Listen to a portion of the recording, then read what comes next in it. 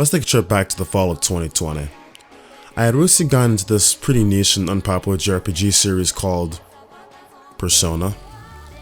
Right before my junior year of college had started, I played the fuck out of this series. I quickly became immersed in everything Persona. I was obsessed. Naturally, I slowly started to join the communities involved with this series. Through getting involved with these people, I started learning about stuff other than Persona. Specifically, I learned a lot about this video game publisher Atlus, who publishes the Persona games. I was always getting recommendations on other Atlus games and just some cool RPGs in general. I had heard it all at that point. Play more Persona, play SMT, play Catherine, play Xenoblade, play Final Fantasy. I always heard that same lot of games and just told myself, I'll get to it eventually. However, in the midst of all this, there was one game that kept getting brought up that caught my eye. It was called 13 Sentinels Aegis Rim.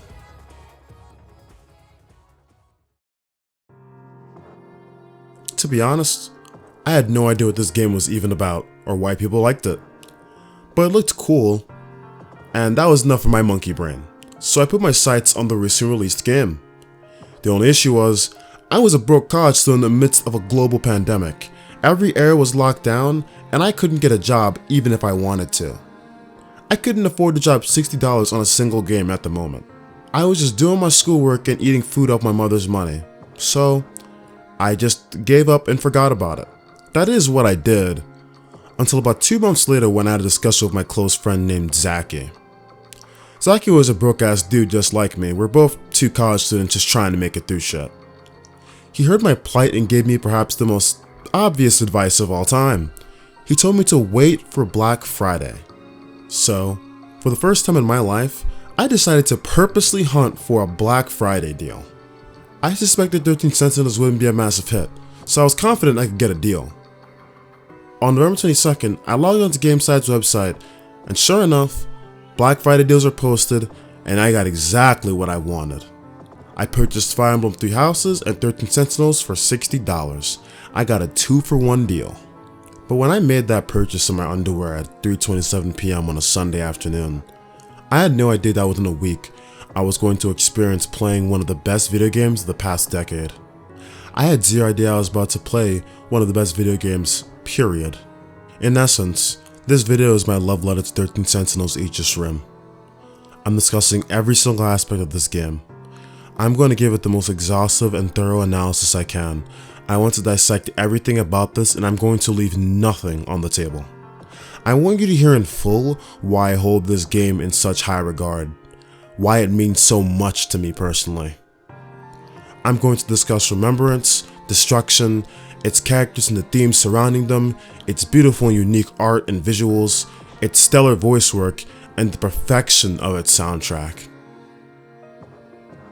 Aegis Rim showed me the infinite possibility of games. It's a one-of-a-kind, impossible to imitate. There never was, and there probably never will be a game like it. If you want to play it, it has to be now. This video will be long. If you wish to watch only certain parts, timestamps will be in the description, that way you can just skip to whatever discussion matters to you most. This video is primarily intended for people who have completed the game. It will be full of spoilers from top to bottom, especially when I discuss the characters. If you have not played the game, click out of the video right now and come back in 40 hours. I really want you to experience this game without any bias. I've probably done you no favors with such a fawning intro, but I want you to go into this game blind and form your own experience. I don't want to waste any more time. So without further ado, I present to you my analysis of 13 Sentinels Aegis Rim.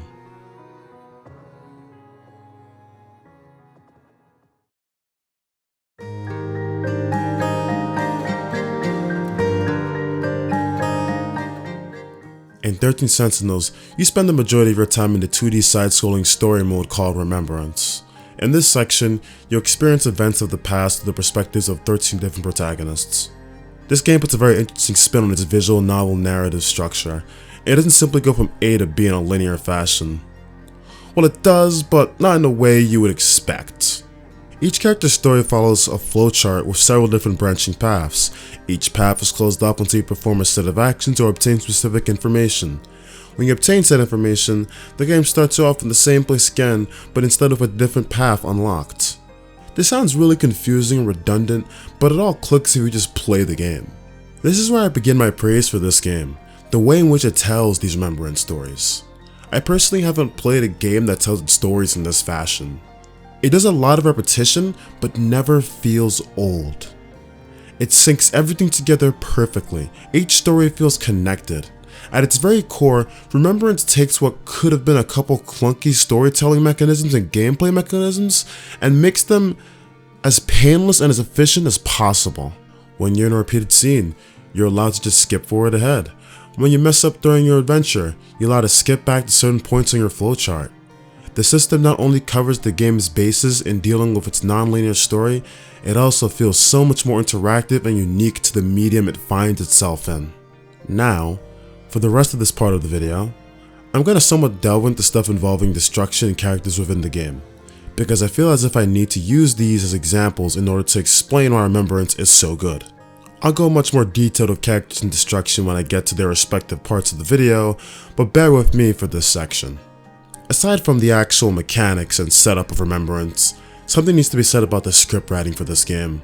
Characters are given life at every opportunity possible. The way they talk is so personalized that you could probably figure out who is speaking without hearing their voice or seeing the actual character. I personally guarantee that you could stare at the script of this game with the names of characters blacked out and still figure out who is who. This is also a testament to how well translated this game is. A problem with many localizations is the tendency to kill a character's personality with bad translations, but Sega seems to have completely avoided that with this game. This game commits to the idea that you are playing a specific character's perspective. It really attempts to immerse you into that role. This is done through so many ingenious and subtle decisions within the Remembrance gameplay setup. The beginning of Natsuno Minami's story is a great example of this point. You enter a locker room and specifically open a locker that says, "My Locker." When Natsuno discovers BJ, she assumes he's an alien, and the game actually just labels him as alien at first. These types of things are all over the game, but if you want to see what I mean, look no further than the Thought Cloud mechanic. The Thought Cloud is actually one of the hardest concepts to implement into this game, according to developers. But it was absolutely one of the best decisions they made. Not only are the Thought Clouds very important for pushing important story details onto the player, they serve another purpose of assisting with that characterization.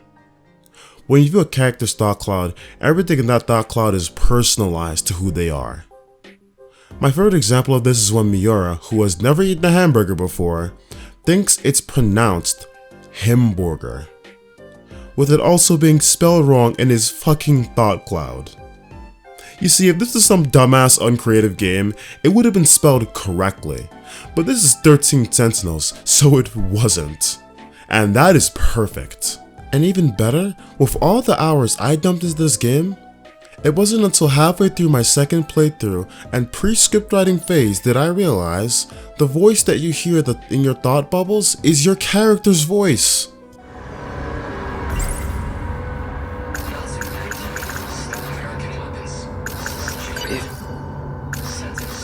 I don't... Before... Natsuno-san...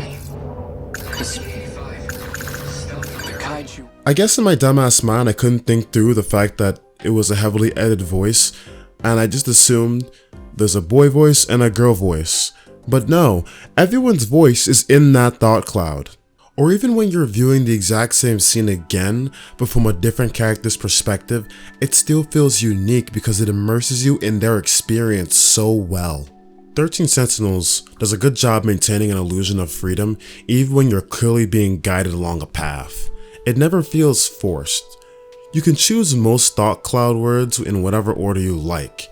You're often presented with more than one dialogue option. You can play through the story of this game at your own pace, choosing which characters you feel like playing at any one moment in time. One might wonder, with so many characters, multiple paths, and several options, you would think the player would be prone to getting lost or not understanding what's happening. But that's not happening in this game. First off, everything in this game is logged into a timeline that you can do at any time. A game with a non-linear storyline was bound to get confusing, so this was a necessity. Furthermore, this game makes the smart decision of blocking off progress behind both destruction and character progression. So in essence, you can't progress certain character stories without having a certain amount of destruction waves done. You also can't progress certain character stories without progressing other character stories first. And hell, you can't even progress destruction segments without having a certain amount of character stories progressed or finished to begin with. This is such a good restriction. It's such a great way to control the narrative without making the player feel too shackled down. Even when the game is obviously trying to gatekeep me, I as a player feel okay with it because whenever I do what's required, I get a small little dopamine hit because I feel like I earned the ability to progress the story. I was denied my progression for the purpose of storytelling like in any other game, but this game managed to make me feel slightly more in control of that process. They managed to accomplish that all while minimizing the risk of confusing the player. This also feels like a brilliant choice because it avoids the issue of the game having pacing issues. There is no downtime in 13 Sentinels, and the game feels like it's mixing things up just enough to keep your attention. And speaking of mixing things up, the Remembrance sections are surprisingly dynamic. You would think the developers would rest in their laurels and give us run-of-the-mill visual novel drivel, but they do not allow that to happen. I don't want to get too specific in my examples because I'd love to save most of this for my discussion on each individual character, but let's look at some examples. In Ogata's story, you're in a constant fucking loop at a train station. In Takamiya's story, you're going back and forth and asking people a lot of questions as if you're an investigator. In Shinonome's story, you're constantly having to fight against this worsening mental state and headaches she endures, trying to avoid blacking out. In Gouto's story, you're sitting there theorizing and plot dumping straight to Chihiro's face. With Natsuno, you're constantly shoving a robot in your bag and time traveling. In Fuyusaka's story, you're buying fucking food. This is to say, they really do try to give you a different experience with each story, and I appreciate that a lot. No story will feel similar, not even in the slightest. To summarize, one could view Remembrance as an amalgamation of wildly different stories and sci-fi tropes. But despite this, it never feels tonally inconsistent or improbable that this is all happening in the same world. There's a level of interconnectedness that makes everything work. Because in 13 Sentinels, a hero in one story is sometimes a villain in another or a friend, and sometimes even just a background character. These characters all interact in a very natural manner and their stories never branch off to a point where they feel like they don't have a place in the overall narrative. It's a truly interactive experience that seeks to keep the player engaged. It's not just spitting exposition dumps and being boring. The ability to mesh 13 different perspectives into a single game with a non-linear story like this one is no small task. And to think the writing and the story was spearheaded by mostly one man and maybe 4 other planners is stunning.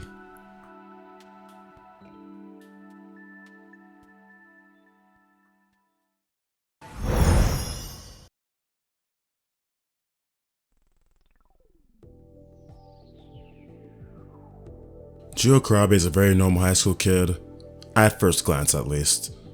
He's really into sci-fi movies, specifically surrounding alien invasions and kaiju.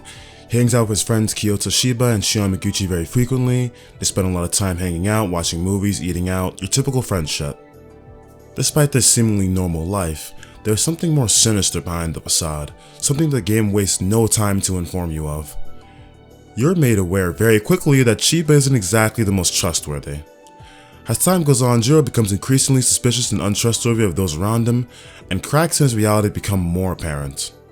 He keeps hearing talk about this guy named Juro Izume, and even someone as obsessed with Juro like Megumi isn't telling Juro what she knows about this Izume.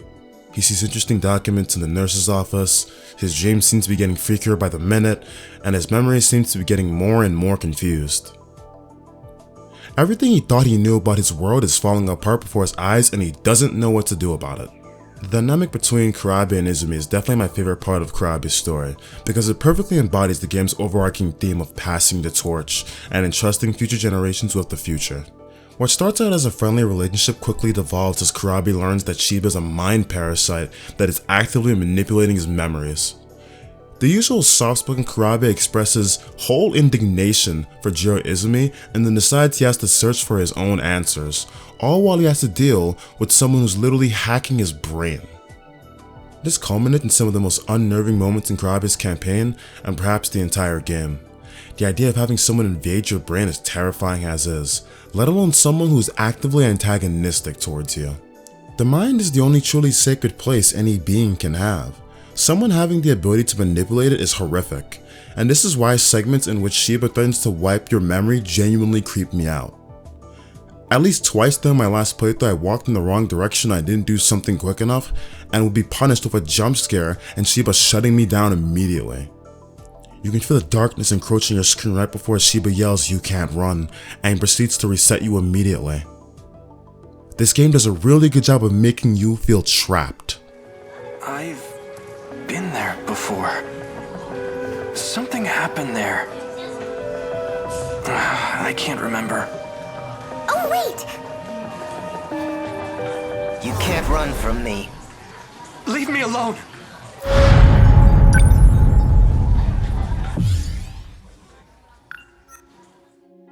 This all reaches to an apex when Okino forces Izumi out of Juro's head temporarily, and Izumi is finally transparent about his plans. And after this encounter, we are presented with the final cutscene of Kurabe's campaign. After an entire story of Izumi being an omniscient threat, whether he be Fluffy, Shiba, or Prisoner 426, we see Juro Kurabe and Juro Izumi have one more discussion, but this time it's an honest conversation. Juro isn't being lied to or manipulated, Izumi isn't hiding his intentions.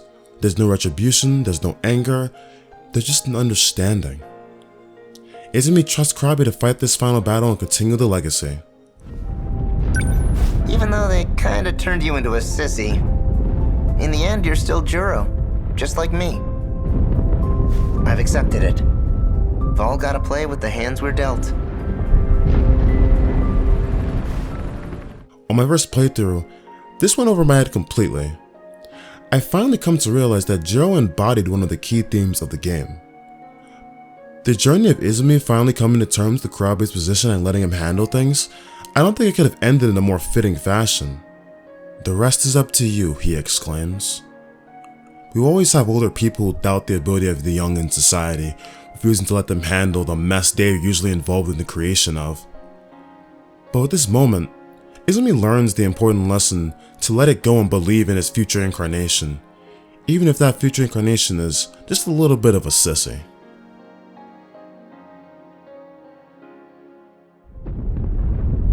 Activate Sentinel.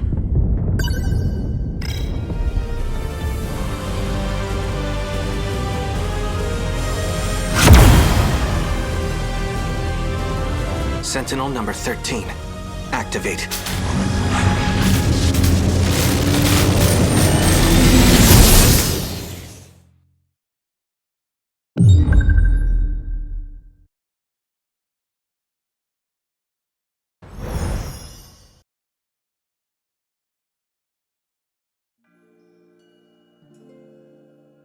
Out of all the stories in 13 Sentinels, I've always had the most mixed feelings in Fuyusaka. Before I give my thoughts on it, I'm going to outright state I believe she has the weakest campaign within the game. Even with that being said, if this is the low point of the game, I don't think that's much of a slight against 13 Sentinels. Fuyusaka is the quintessential ordinary high school girl. She likes sweet things, is super feminine, and has high school crushes. Her story centers around her finding the courage to express her feelings to Sekigahara, and the overarching story using her perspective to disseminate information on Chihiro Morimura and other important plot details. Since the first time I played a Remembrance section, I maintained that it was my least favorite. I found it boring and uninteresting, but upon replaying the game, I found myself in a slightly different mind frame. It's still one of my least favorite, but I have a newfound respect for what it is and what is accomplished by it. However, Fuyusaka's campaign has two issues I can't really get over. First and foremost is her relationship with Sekigahara. I don't know any other way of addressing their relationship other than calling it forced. It starts off pretty cliche, like a scene straight out of a shoujo anime. We have our female protagonist simply running into the male love interest and basically falling in love with him at first sight. After that event, we get a decent amount of her story where she fawns over this guy and while not even knowing his name. The love at first sight thing really turned me off on my first playthrough. I thought it was really silly, and even now I still think it's sort of silly when you compare it to any other romantic relationship within this game's story. However, despite this goofiness, there is something to glean out of it. That something is the moment where Fuyusaka decides to confess her feelings to Sekigahara. For as much as I may not be in love with the setup, I am in love with how it gets handled near the end. I admire this romance to the fact that Fuyusaka is in a position that everyone has been in at one point in their life. I know this is sudden, but I need to tell you, I love you. What's this all of a sudden? Some kind of prank from this era? It's not a prank! I know you already have Shinonome-senpai. It's probably awkward to hear this from me, but even if it ends up breaking my heart, I just needed to tell you. I needed you to know how I feel. There seems to be a misunderstanding. Maybe we don't all reach it in the same way, but I can assure you that everyone watching this video has had a moment of developing a deep infatuation for someone, but lacking the courage to express that. Fuyusaka is, once again, a perfectly normal and average schoolgirl. Of course, her biggest perceived struggle is simply confessing to a boy. A mysterious boy that she doesn't truly understand, a boy that everyone surrounding her is calling dangerous, but a boy nonetheless. And to compound it all, she had the courage to say it while thinking he was in love with Shinonome. The other major issue of Fuyusaka's story that bothers me to this day is that I find it to be the most boring one out of all of them. More specifically, the beginning sections where Ryoko, Kisaragi, and Fuyusaka are just eating and buying food. These sections feel as if they dragged on way longer than needed, to be quite frank. They can also be a little bit annoying if you're like me and made the mistake of walking too far and thus causing the cat to run away, making you have to use the skip function to get back to the same segment.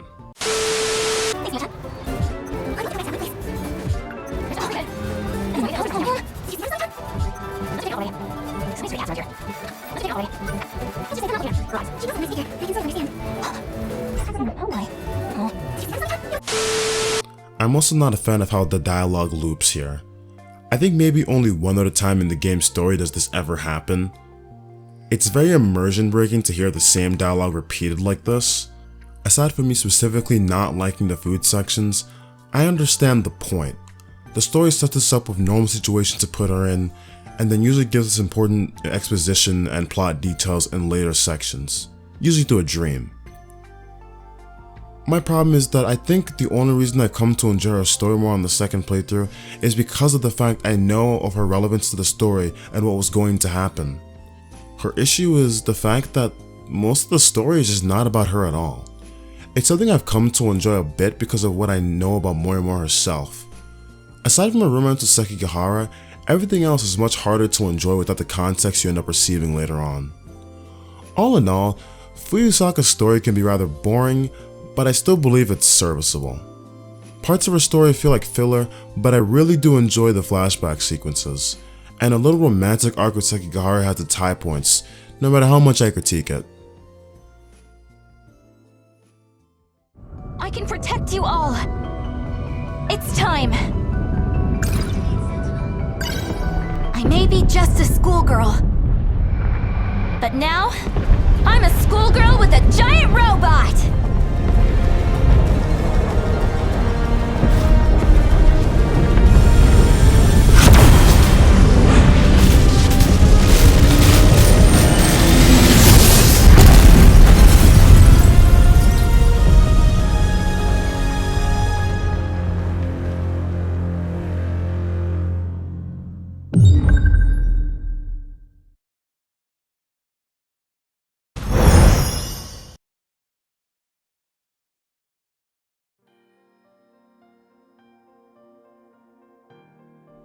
The story of Keitaro Miura revolves around a young soldier from the year 1945, smack dab in the middle of World War II era Japan.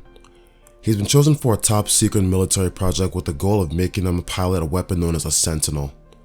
Soon after an attack hits his homeland, Miura suddenly finds himself stuck in 1985 Japan and sets out to save his younger sister, finding the truth about his homeland along the way.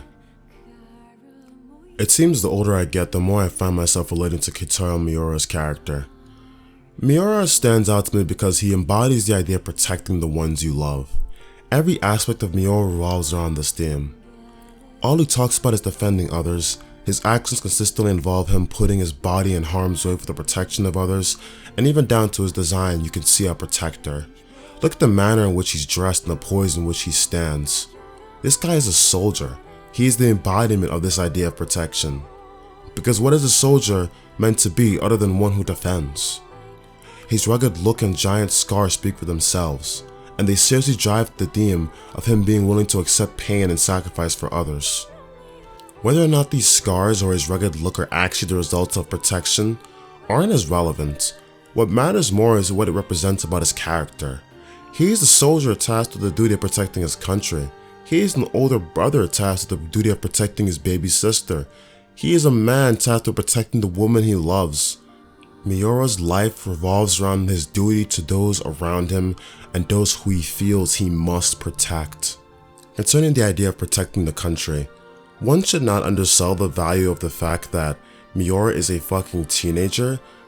Imagine being a child and being asked to operate a giant death machine with the lives of everyone you love on the line. Unlike many of the other Sentinel pilots, Miura was not aware of the nature of his situation. He truly believed from the majority of the story that World War II was raging on and that he had lost everything. But what does that matter to him when his only goal is to protect the ones he values most, even if it means literally sacrificing his body in the process? Miura-kun! Reporting in. Number 19 has taken heavy damage. Sorry, I'm shifting out. They never need to rest. The assault never lets up. Everything's falling apart. I let down our defensive line. Please. You did plenty, man. We're gonna be okay. Let us handle the rest. I've already hit my operating limit. I'll try to get back in the fray as soon as I'm combat ready. Natsuno-san, I'll fight your share as well. So you don't have to push yourself so hard. You really don't need to worry about me so much. I always worry about you.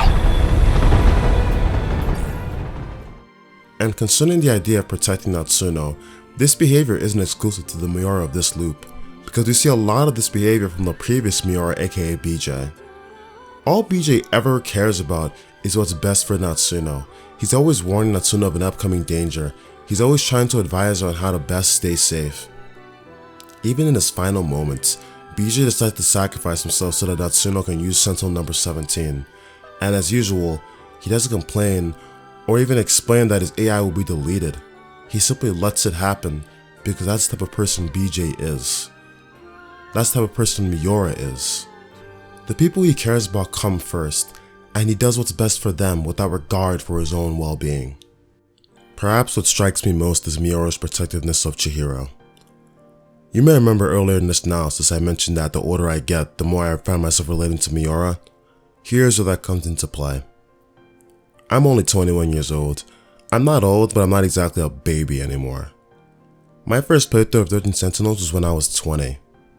But between this playthrough and the last one, my appreciation for Miura's story has spiked. I didn't fully understand it at first, but the further I got into Miura's story, it finally began to click with me.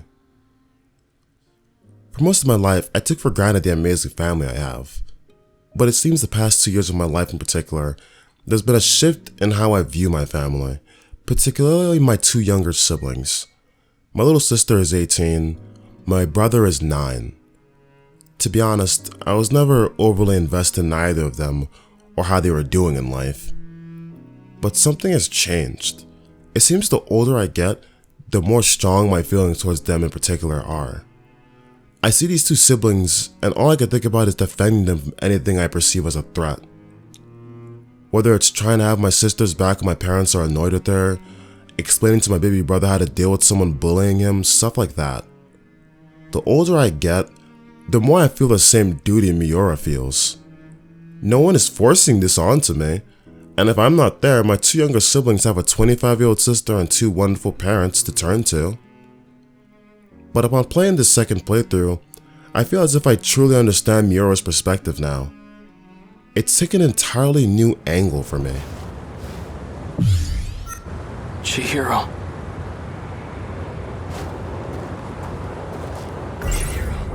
I don't care who Chihiro says she is. She's still family.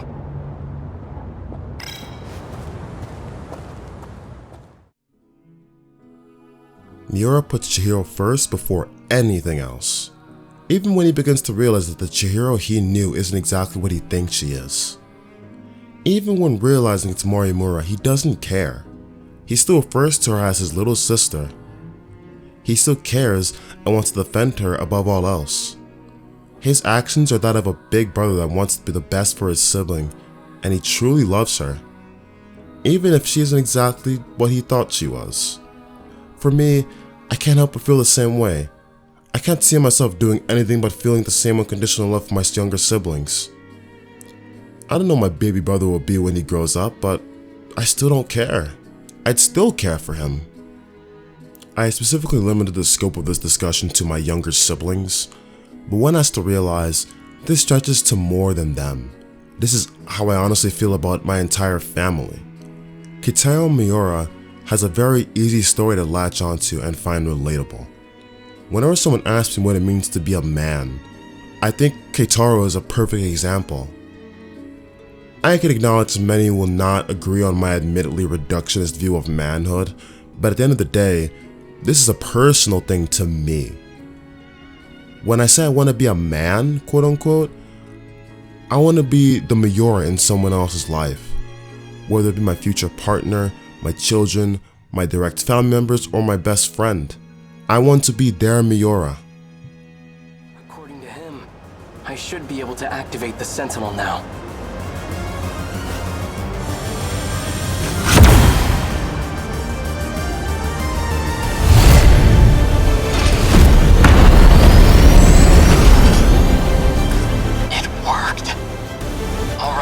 No time to waste. Natsuno-san, can you hear me? Miura-kun, thank God. I thought it was all over. Just stay put. I'll be right there. Okay. I have to protect my family. And everyone I hold dear. Even if it costs me my life.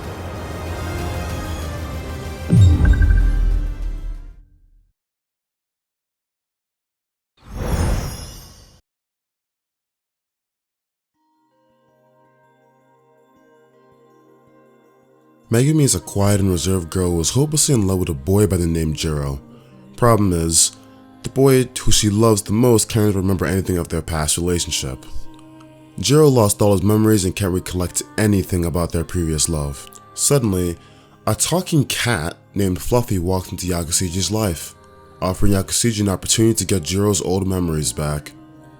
In exchange for the return of Juro's memories, Yakushiji agrees to shoot people with a mysterious gun in order to seal their witch powers. I consider Yakushiji to actually be similar to Miura, but with one key difference. Keitaro Miura is constantly putting himself on the line for those that he loves. He's constantly selfless. Yakushiji is the opposite.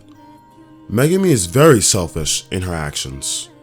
I'd argue her behavior almost approaches villainous lengths. One must put into perspective what she's truly doing.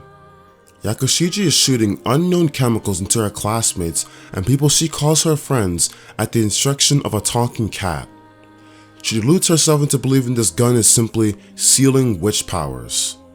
She lies and deceives everyone to succeed in this goal. And worst of all, while doing all this, she has no guarantee that Fluffy would even fulfill his end of the deal. And going back to the topic for deception, perhaps the most interesting aspect of Megumi is not the lies she tells others, but the lies she tells herself. The biggest lie she continues to tell herself is that she's doing all this for Juro, but any objective third party can tell from a mile away she's doing this for herself. She wants the old Juro, the one who was in love with her, and she's not concerned of how she gets there. Megumi Yakushiji is saving Juro because of her own love for him and her selfish desires. She isn't selfless. She wants old Juro back because she wants that same love. She wants to be remembered. No matter how you spin it, this is inherently devious behavior, and the ends don't justify the means, especially when Yakushiji didn't actually know what the ends were. One of my favorite scenes in Yakushiji's campaign is when you are sent to shoot Tomi Kisaragi. The music that shows up when Kisaragi and Yakushiji meet is almost twisted. It sounds so peaceful, but there's something wrong about it that I just can't pinpoint. It's meant to be friendly, but there's an undertone of darkness to it, making you feel pretty guilty about what you're about to do. I decided that I would always be by his side. Oh. Sheesh, Megumi. But I get it. I'll help any way I can. We're friends, you know? You can talk to me about anything. Oh, right. Thank you. Come on, we're gonna be late.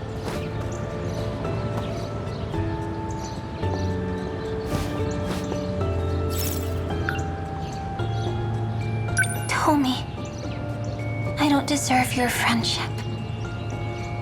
I hope one day you can forgive me.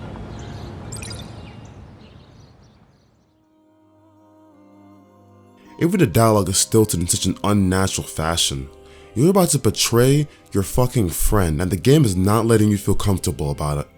I know I just got done a tar and feather of Yakushiji, but despite everything I just said, I still love this fucking character. Because she's a real person. The game isn't content with presenting us with an idealized version of Yakushiji. It shows us that Yakushiji, despite her innocent demeanor and reserved nature, is like any other human in the sense that she can have the capacity to do evil things, especially when spurred on by strong romantic feelings. Her actions aren't glorified by anyone, not even her. By the end of the story, Yakushiji shoots herself with the syringe gun out of guilt for the actions she's taken. Megumi Yakushiji finally brushes off selfishness and accepts responsibility for her actions. She finally has the realization that what she was doing was wrong and that she couldn't reason her way out of it by constantly proclaiming it was for Juro. She accepts the truth that she could not bring back the Juro-ism she once knew, at least not fully. Yakushiji will now put herself at risk for the one she loves most, taking a note right out of Miura's playbook. It's a very fulfilling moment after a storyline as tumultuous as hers. Juro, I told you so many times, but you still went without me. This time, it will be different. This time, it's my turn to save you. I hope you're watching, Fluffy. I will beat this game. Sentinel, activate!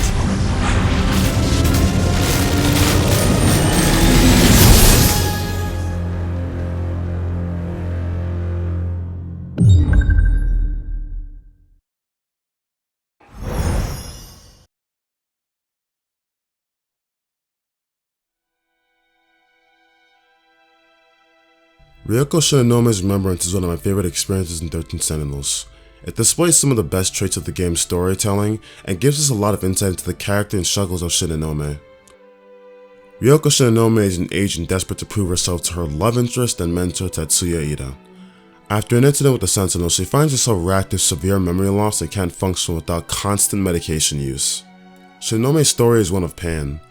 Everything about her experience is pain. There's nothing about her that doesn't revolve around this concept. This even comes down to her actual character design. Look at her. She's constantly looking sickly throughout the game. A girl with bandages wrapped around her head and chest as if she's a hospital patient. Gaze at the charcoal gray coloring of her disheveled hair, which is important when you consider humans normally associate gray hair with bad health and old age. The distinct look of her deadpan eyes that only show emotion when she's particularly shocked or distressed. Even inside the Sentinel, she still looks unexcited and dead. This is the look of someone who's in constant suffering and pain. Even throughout the story, we are repeatedly shown that Shinonome is in physical pain with constant bouts of headaches and passing out. I do not think it's coincidental that almost every remembrance section for Shinonome begins with her passed out in the nurse's office. When you play her campaign, you may notice the longer you spend playing as her, the more she starts to lose grip of reality. Her head whirls in pain, and the screen begins to darken. Everything starts to sound unclear. Shinonome can't rid herself of this unless she goes into the thought bubble and pulls out her pills. And unless you wish to eventually black out, you must take those pills. In fact, when I first played 13 Sentinels, I thought my PlayStation 4 was bugging out when I got to Ryoko's segment. Sometimes when I stream, I can run into audio bugs because Ogata was a terrible capture card, so when the segment came to me, I was baffled. Even after playing multiple characters already at that point, they still managed to introduce something that made Shinonome unique to all the others. It's little things like this that give you perspective and add characterization through gameplay without ever saying a word. But even more than the visible pain we see her suffering through, what really hurts is the emotional pain she feels. Her interactions with Tetsuya Ida are particularly difficult to come to terms with. Here we have a man who emotionally manipulates and treats her as a tool for his own personal reasons. We as the audience can clearly see what his angle is, but playing from Shinonome's perspective, she either can't tell or she's blatantly in denial. And can you even imagine how she feels once she comes to terms with the fact that she's been lied by and used by him? Can you imagine how she feels when she realized that she's the one who gave Sekigahara the virus? How much does it weigh on her, knowing she did all this for an unrequited love? She gave this to Sekigahara because she wanted him to have this massive Sentinel upgrade and thus prove Ida right. She did all this to help someone she views as a brother, and also get the approval of her love interest. And you as the player have to witness her figure all this out and experience this pain alongside her. The man she loved so dearly was lying to her. And she has to live with the fact that she's also caused others immense pain, all because of that said man. I'll even go as far as to mention that even her destruction segments have references to these feelings of pain. It says a lot when she has a palette skill named I'll Be Fine Alone, where her stats are boosted if there's no allies near her. So yeah, from all you've heard here, Shinonome has nothing short of a tragic storyline. Her life is awful. She gets the short end of the stick at every corner and it never gets better for her. And when I say Ryoko Shinonome, I'm referring to both incarnations of her, including that of the one in 2188. Because even the one in 2188 was betrayed by Ida. A betrayal that hurt her to the point where she decided that sabotaging Project Arc and ending humanity was going to be her final decision before death. It was all a lie. Is this me from the future? His love was nothing but empty words. Mr. Ida. He was using me right from the very start. I was such a fool. We are all that remains of humanity. And still we deceive each other, so filled with hate. I have had enough. This can't be real. Humanity has always been fated for ruin. Project Arc was a mistake, but it is already in its second stage. I cannot stop it. All I can do is derail it. I have linked in parts of the terraforming. But what makes Shinonome so great is her determination. Despite all this, she still has the resolve to fight. She doesn't let her pain and suffering stop her. It would be very easy for her to simply give up when the D-Forces finally strike again, but she refuses to. Tetsuya Ida betrayed her in 2188, and she decided to give up on humanity. But curiously, this current incarnation of Shinonome, who was also betrayed by Ida, takes up the opposite approach. This Shinonome doesn't give up on humanity, she instead decides to fight for it. She gets in her mech and fights against the kaiju, which the Ryoko of 2188 caused to appear. When you think about it, Ryoko is essentially fighting herself, and if you want to compound the irony even further, she's fighting in the battle with the help of Miyuki Inaba, the woman who Ida chose over her. Regardless, Shinonome decided to take on the pain of both incarnations of her existence. She actively decided to atone for her sins. When I look at it from this perspective, I finally understand why her final palette skill is called Atonement. She's atoning for helping spread DD426. She is atoning for reactivating Mighty Kaiju Daimos. She's atoning for all the pain she has caused with Sekigahara in her delusions that he was prisoner 426. Shinonome might seriously have the most tragic story in this game, but I think it's beautiful. Because her story teaches me that no matter how bad you feel, no matter how many people hurt you, no matter how badly you feel like giving up, you don't have to. You can still fight. Humanity, your humanity even more so, is not a lost cause. I won't let anyone else fight for me.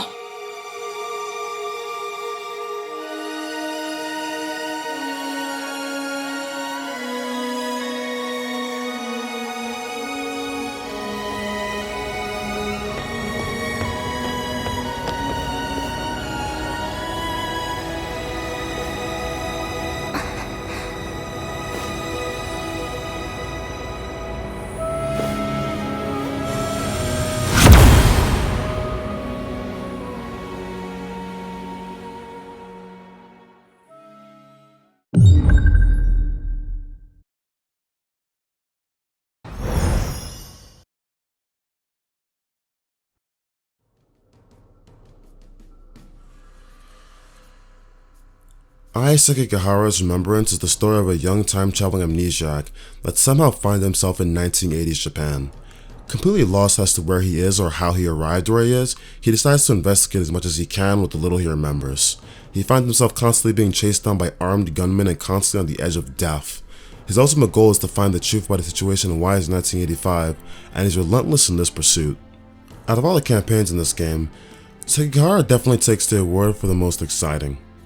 Here we are introduced to this mysterious dude who's constantly alone. We have no idea what his past is or even who he is. In the prologue alone, not only did we start off with him running away from a dude in a suit that proceeding to blast the guy after being cornered. Later in the same prologue, we get a flashback to him waking up to a dead body of a character we've already met, Morimura. There's a constant tension when playing through Sekigahara's story. Even when he's just sitting there and thinking to himself, there's always some feeling of unease, as if something could happen at any moment. Sekigahara is constantly being hunted and doesn't feel safe in the slightest. Even down to the very last moments of his story, he has to deal with saving Fuyusaka for being killed by Ida. There's not a moment of reprieve or a break. I like to think of Sekigahara as a bizarro Ryoko Shinonome. Or perhaps it would be more accurate to describe Ryoko as a bizarro Sekigahara. They are both suffering from the disastrous effects of DD-426, but Sekigahara is quite different at the onset of the story. Sekigahara is seemingly much more confident, well-dressed, and sure of himself, and attentive. Compare him to Shinonome, who's unstable and consistently looking as if she's on the verge of death. But despite this, what I personally find interesting is Sekigahara's lone wolf trust nobody mindset. His lack of trust in people might be more extreme than Shinonome, which is a bit ironic considering the circumstances. He may be losing his memory, but he never metaphorically loses his mind the same way Shinonome does. Shinonome has received a lot more backstabs, is in worse condition, and has a dozen more reasons to go insane and trust absolutely nobody. But somehow, Sekigahara ends up being worse in this regard. Shinonome doesn't want to be alone, and we can clearly see this with her behavior and delusions surrounding Tetsuya Ida. But it seems Sekigahara does want to be alone. Maybe this line of reasoning is hard to believe, a little bit of a stretch, but I want you to consider the sheer amount of people Sekigahara has pointed a gun at. He doesn't want to rely on anyone but himself, and I honestly see his swiftness to pull out his gun as a sort of symbol that he wants to be left alone and get shit done on his own. It's not just a threat, it's his own personal reaffirmation, a statement of his independence. At one point, Sekigahara even points a gun at Iori Fuyusaka, really putting on display how much he distrusts every single person he comes across. Fuyusaka might be the most harmless and unsuspicious character in this entire game, but even she has a hard time getting Sekigahara to trust her. Sekigahara is a stoic and lonely individual as is, and him losing his memory certainly amplified his disposition. He repeatedly tells Fuyusaka that he's dangerous and that she should stay away, but Fuyusaka doesn't listen to him. This is what makes Fuyusaka so important to Sekigahara's development as a person. Fuyusaka shows Sekigahara that he can depend on other people, he can trust others. He doesn't need to do everything alone.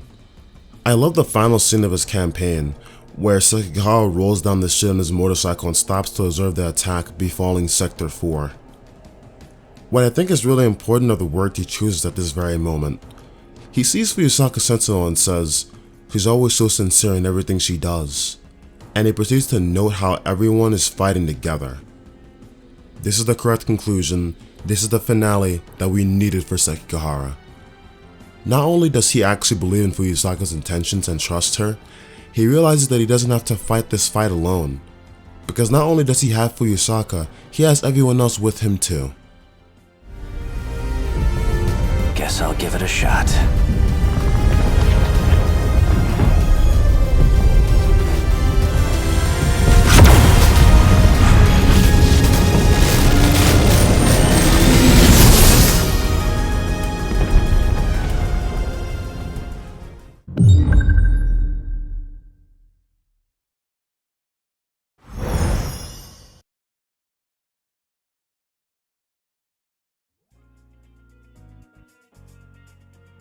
Forgive my delve into Zoomer terminology that will surely age like milk, but I think the best description of Shu Amiguchi is to call him Chad Thundercock.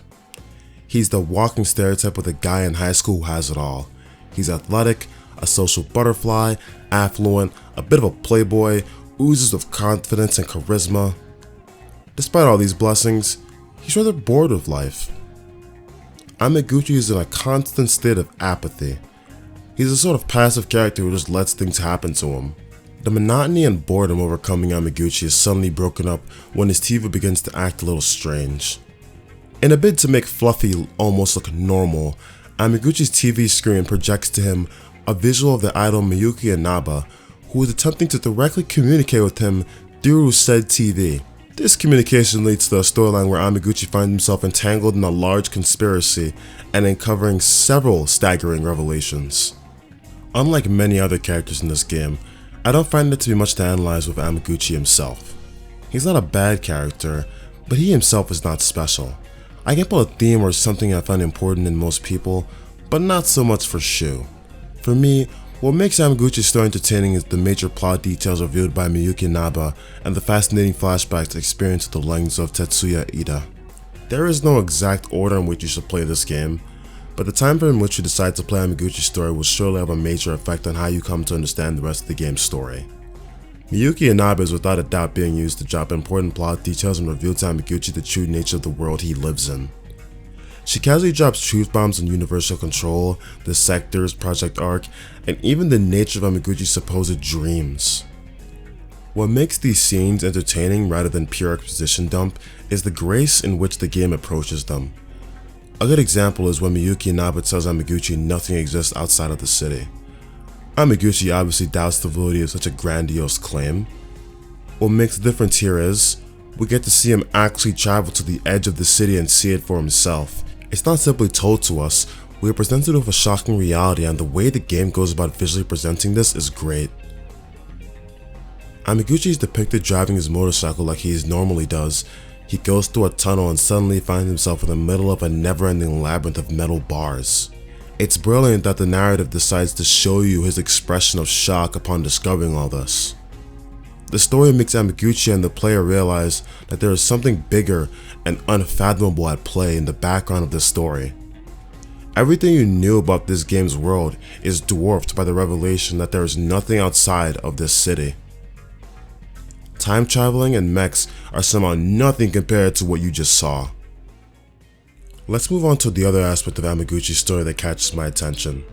If there's a character to give an in-depth look into within this part, it is not Shu, it's actually Tetsuya Ida. Much of what I said concerning Megumi Yakushiji also appears to apply to Tetsuya Ida, but to an even more extreme degree. Megumi is shooting her classmates with a mysterious substance in hopes of getting Juro back to the Juro she once knew. Tetsuya Ida has lost himself in the depths of depravity and is willing to reset the entire fucking world to get back the Kisaragi he once knew. The parallels in the story with that of Yakushiji are more prevalent than one would expect. Give it a little bit of thought. We see Yakushiji repeatedly risk the safety of her friends in the pursuit of getting back the Juro she once knew. Similarly, we see Tetsuya Ida go to extreme lengths and even willingness to sacrifice an innocent third party in the pursuit of getting back the Tomi Kisaragi he once knew. Both parties are so desperate to achieve their goals, they actually go against the wishes of those who they claim to be doing all of this for. Megumi doesn't even consider if Juro would be okay with her shooting their classmates with this mysterious syringe gun. And it goes without saying, he'd have flat up been opposed to it if he understood from the very start. He's clearly appalled when he actually does see her shoot Amiguchi. But upon pondering all this, you might come to realize that Tetsuya Ida is even more extreme than Yakushiji ever was, especially in this specific regard. While Megumi's partner never directly said no, Tomi Kisaragi flat out objected to Ida's plans. He then decides that he's simply going to reset the entire world and do another loop. Even in the final moments of Amiguchi's remembrance, when Kisaragi is clearly telling him to not go through with the current plan, he still once again decides to explicitly go against her wishes and even decides to temporarily silence her. Attention, emergency protocol. Force shut down Sentinel number 16. Don't!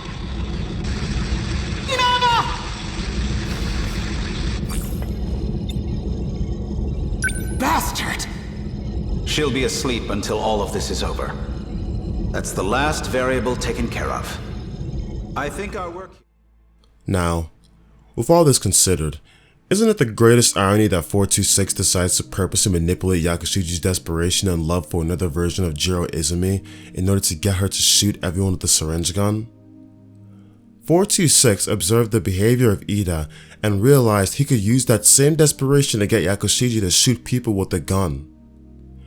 This is why I love 13 Sentinels. Shit just comes full circle. It's a goddamn cycle. It almost makes one wonder if 2188 Shinonome was correct for feeling such nihilism towards humanity. Nihilism which was wholly fueled by Tetsuya Ida's betrayal. To be fair, both of them were surely going to die no matter what, as they were the final two humans alive. However, I find it highly ironic that the spark that caused Shinonome to sabotage Project Arc was Ida. In the aftermath of a shootout and the literal extinction of humanity, Ida was what managed to push Shinonome over the edge. With this cycle of lies and betrayal, is humanity even worth it? One final compelling idea explored with Tetsuya Ida is in his conversation with 426 and Tomi Kisaragi. You know she's dead. The girl you're talking to. She's just a machine wearing Tomi Kisaragi's face. But your heart is real. You're still you. Don't you get it yet? The girl you knew will never come back. Even if you steal her body and transfer my mind. Please. Please, without you, You know I love you. I noticed you kept Kisaragi's memory from before transplanting her into the android. Huh? Paranoia getting to you? You didn't need to keep so many backups. Strange move for a man who sees humans as replaceable hardware. Or maybe you had the same contingency plan for her. You could erase her and start over as much as you wanted. No need to get emotional. After all, me and your Kisaragi here, we're just data. All you have to do is reset us, and we spring to life. Just like you did to me. In this specific scene, Kisaragi bluntly tells Ida that his plan to transplant her mind into the current version of Tomi Kisaragi is horrifying. She goes on to tell him that the girl he once knew will never come back, and the one he's looking at right now is nothing but mere code. He tries to argue back by proclaiming Kisaragi would still be Kisaragi, even claiming that there's nothing truly wrong with what he's doing. All he wants to do is give her a human body again. But alas, he realizes he's ultimately lost the argument with her and gives up on giving her excuses. This asks a lot of classic science fiction questions. What makes us any more human than AI? What is a soul? Even 426 found himself pushing the question by repeatedly referring to himself and Kisaragi as nothing but data. He did this to agitate Ida and buy himself some time, but it really is an important question to ask. Ida can just wipe them and reset them at any point. Maybe they are just data and that's it. And even if they are exactly the same as when they were human, does it even count? Does it even matter if it counts? Shu Amiguchi by himself isn't meant to be super deep or a thoughtful character, but I will always value his story because of the beautiful execution setting up plot details and giving me a proper look into the character of Tetsuya Ida. So I just swipe it like this?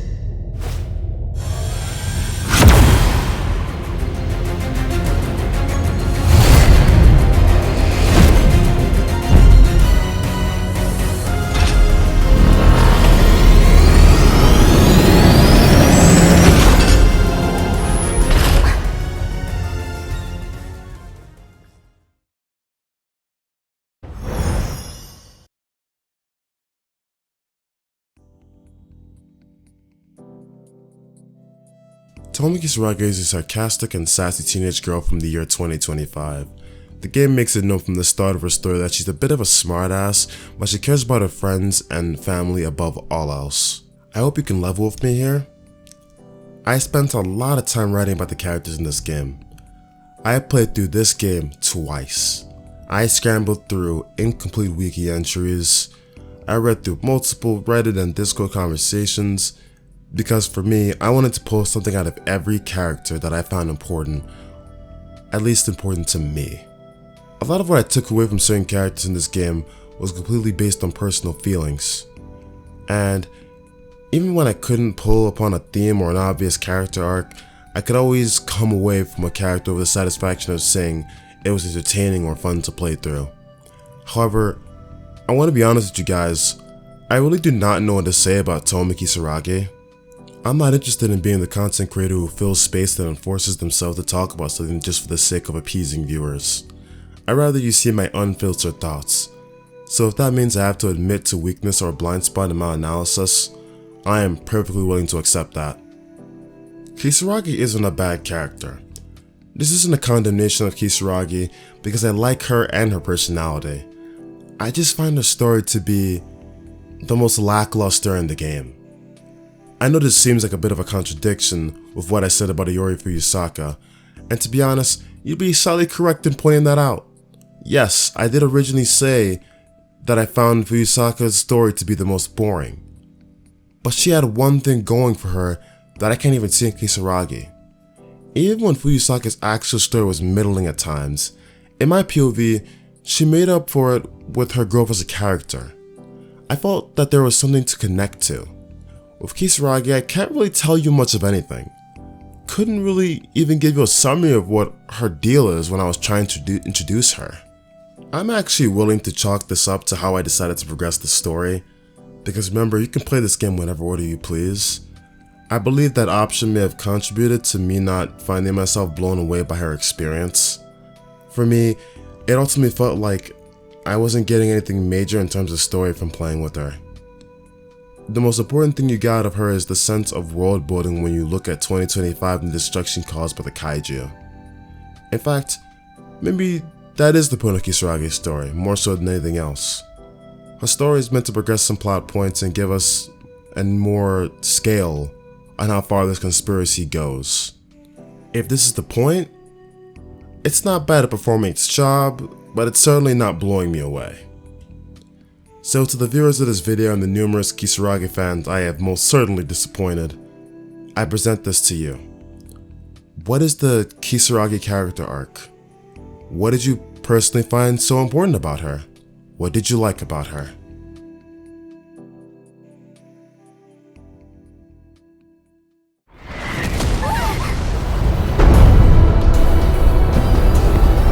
Miwako, I'm sorry I couldn't get you somewhere safer. But I'll handle this. Usami-chan?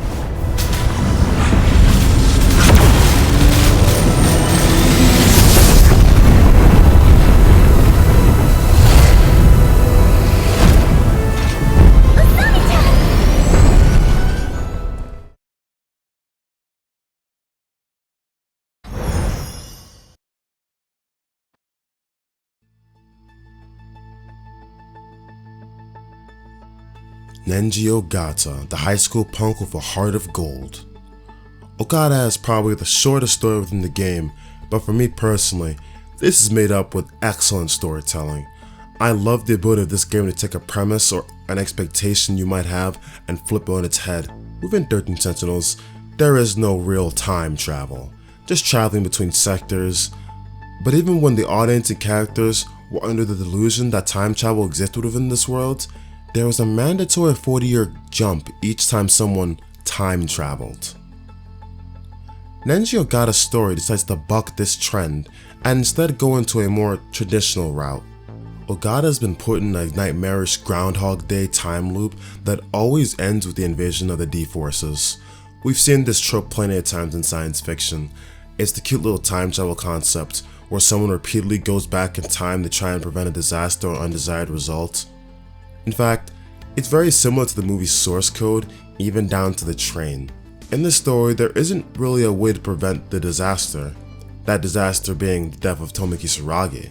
I mean, sure, Ogata doesn't want to see his hometown blown to bits, but what's important to Ogata is Kisaragi, and she's what matters to him. Ogata is informed that he's not getting let out of this loop until he finds a key. This key is a program code that all 15 individuals with interlocutors hold.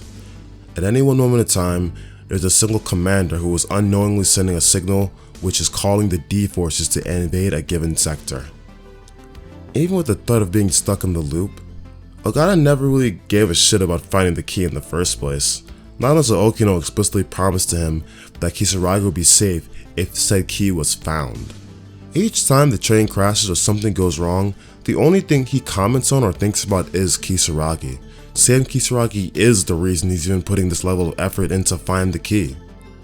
Even when Ogata is aware of the futility of stopping Kisaragi from getting on the train, knowing fully well that everything will reset regardless, he still tells her to not move an inch. Ogata's refusal to give up in the face of overwhelming hopelessness is a testament to his dedication to this girl. This all culminates in an ending perfectly befitting of a guy like Ogata.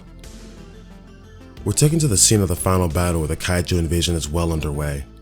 After seeing his love interest die multiple times in that illusion, Nenji Ogata has a newfound resolve to fight these machines even if it costs him his life.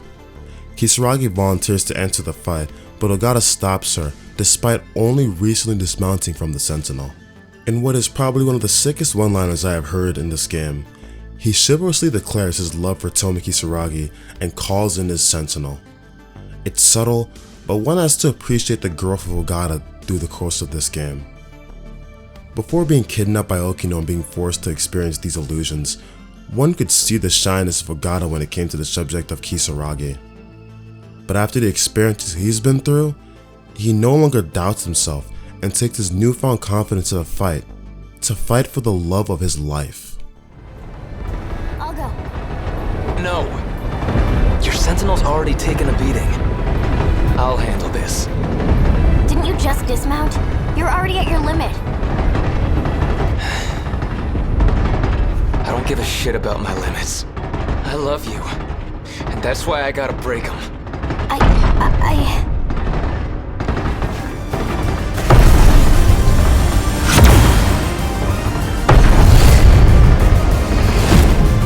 They're here again.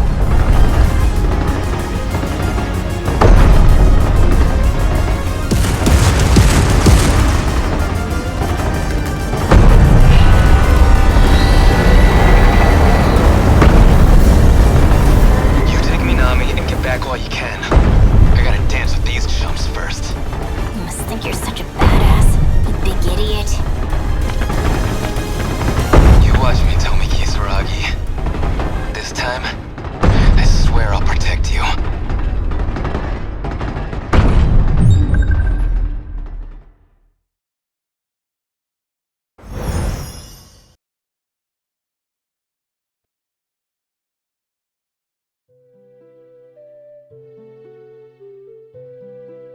Humans are animals. We are primarily concerned with passing our genes and staying alive.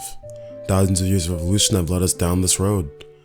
A very key aspect to how we have reached this point is the concept of friendship. When examining the story of Yuki Takamiya, I never want this idea to leave your brain. To quote the evolutionary psychologist Deborah Lee Burma, friendships are an important class of relationships that evolved in response to the benefits of having additional people beyond family invested in one's welfare. This quote is very important when we consider the situation of Takamiya. At first when I played this game, I couldn't really fully appreciate Takamiya's friendship with Natsuno. I was under the impression it was somewhat forced, possibly even unnatural. It's not like I don't have friends who I'd also go out to the bat for and show extreme loyalty to, but something about the friendship here just threw me off. But upon reanalyzing the situation at hand, it all makes sense to me as to why Takamiya is so gung-ho when it comes to Natsuno. In fact, I feel rather silly for having such a poor time understanding Yuki's plight. To be blunt, Takamiya's attachment is because she has nobody. Remember how the Lee Burma quote specifically mentioned the utility of friendship beyond the family? Well, in Takamiya's case, Takamiya outright tells us that she has no family outside of her dad, and her dad, the only family she has, is a gang member currently serving out a jail sentence. So who else would be in line for her but her best friend Natsuno Minami? If anything, Natsuno has inadvertently taken the place of her family. The same research I mentioned earlier also states that we make ourselves valuable because that's the way you obtain friends. To be friends with someone is to convince them to invest their money, time, and social benefits to you rather than their direct family. For Takamiya, dealing with the SIU and getting entangled in this entire fucking conspiracy is 100% worth her time if it means proving her friendship to Minami. When Nenji Ogata is a hard ass, I'm perfectly willing to chalk it up to teenage angst. He's just a rich kid acting out. He never brags and seemingly goes out of his way to never discuss the obvious wealth his family has, with his dad being a board member of Shikishima and all. This leads me to believe that what he's going through is a phase brought on by wanting to separate himself from said wealth. But with Takamiya, I feel as if she's just the result of neglect and underlying loneliness. Even when she does mention her dad, she dismisses him as nothing but a thug. Takamiya's aggressive attitude and at times poor social skills are unsurprising. But despite that, she doesn't want to come across as a bad person. She's just a lonely girl. A wise woman once told me, there are those who are raised on love and those who are raised on survival. And I don't think it takes much to understand which camp Takamiya falls into. And I would be remiss to not mention this amidst all the discussion we've had on Takamiya's protectiveness of Natsuno. In 2198, Yuki Takamiya is Natsuno's fucking mom. I don't know where this fits into the script, but I just find it hilarious that Takamiya is extremely protective of Natsuno in both the sectors and in reality, for entirely different reasons. For all that said, I fucking love Takamiya's story. When I say this game does a very good job of making each story flow in a way that matches the character's personality, Takamiya is a top example. The decision to give Takamiya a detective-like storyline is one I appreciate very much. Her intelligence combined with her protective streak give me the vibes of a loose cannon cop, or a detective who's more interested in pursuing what they perceive as justice rather than blindly following rules. The gameplay matches this theme, with Takamiya constantly questioning witnesses throughout her campaign.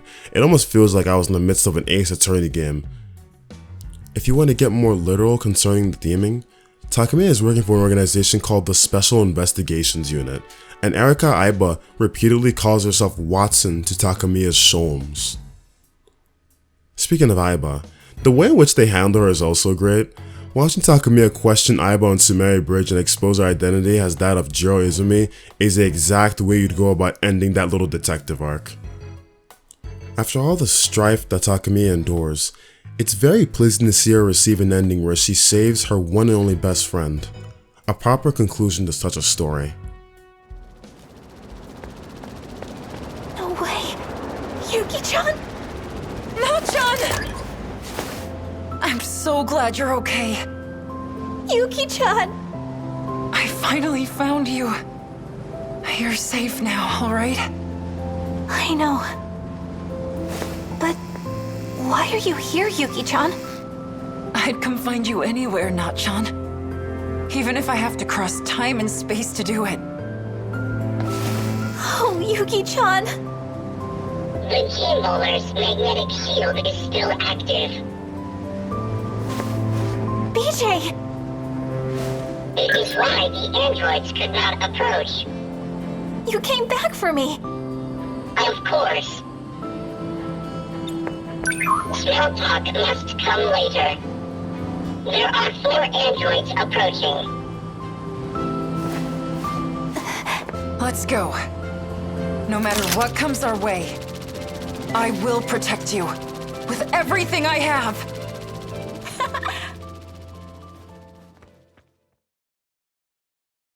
Pull it together. We don't need orders to kick some ass.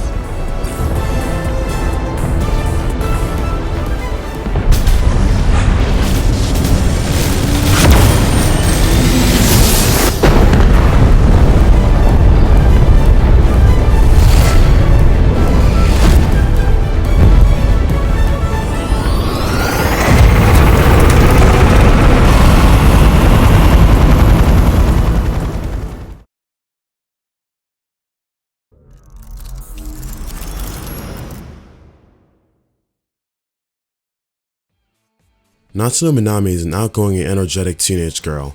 She's active on her school's track team and is a bit of a sci-fi nerd. At times, a little bit oblivious. Minami's story revolves around her trying to assist the scout unit she found named BJ. BJ is desperately searching for a Sentinel while Natsuno helps him in his search. Minami is very oblivious to the various events happening around her. For the majority of this campaign, she's under some false pretense that BJ is an alien and that she's being chased by a Men in Black-esque operation. For me, Minami's story has its strength with the relationship between Minami and BJ. What started out as Minami simply living out some silly science fiction in her brain ended up becoming a surprisingly endearing friendship. There are a lot of important and exciting bits of world building and story that happen in Natsuno's campaign. This includes scenes showing the destruction of Japan, chase scenes involving the SIU agents, revelations of the Sentinels via the dialogue of Gouto, Okino, and Morimura. Oh, and a fucking fight between 2 androids in the girls' bathroom, which, side note, is one of the coolest scenes in the entire game. Going through all these situations together and slowly unraveling this conspiracy allows for a bond to form between Natsuno and BJ.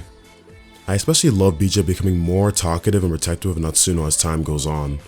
With the revelation that BJ is actually Miura from a different loop, it makes sense as to why he would end up this way, being that the current Miura also has strong feelings for Minami. But regardless, that doesn't make this any less enjoyable. I went on and on about Miura going so far to protect people, and even mentioned BJ in my little diatribe on that subject. But I don't think I gave Natsuno the credit she deserves in this regard. Throughout this story, she's been defending BJ and trying to protect him from the start. At first it's just some ditzy girl running around for a little alien buddy, but by near the end of the campaign, she lets herself get shot and ends up stuck in a desolate wasteland all in an attempt to protect BJ. This is what makes the final scene in Minami's story that much more prepossessing. Because after she risked her life standing up to Shinonome, in the very next segment, mere minutes after that occurrence, we see BJ decide to sacrifice himself for Minami. I'm fully aware I've already talked about this scene at length in my section on Miura, so I won't get too repetitive, but I can't stress how vital this scene is. These 2 friends that have been through all this together and are perfectly willing to put their lives on the line for each other's safety. Friendship of this magnitude is something to venerate. I'll be the one who pilots the robot. And I'll fight together with my pal BJ. As long as Natchan isn't in any danger. Sentinel number 17 will protect Natsuno. If anything, I should be the one fighting. There is another Sentinel for you. What did you say? You must work together and survive. You know it. Both processes must be performed concurrently. Natsuno, it's time to activate. Okay.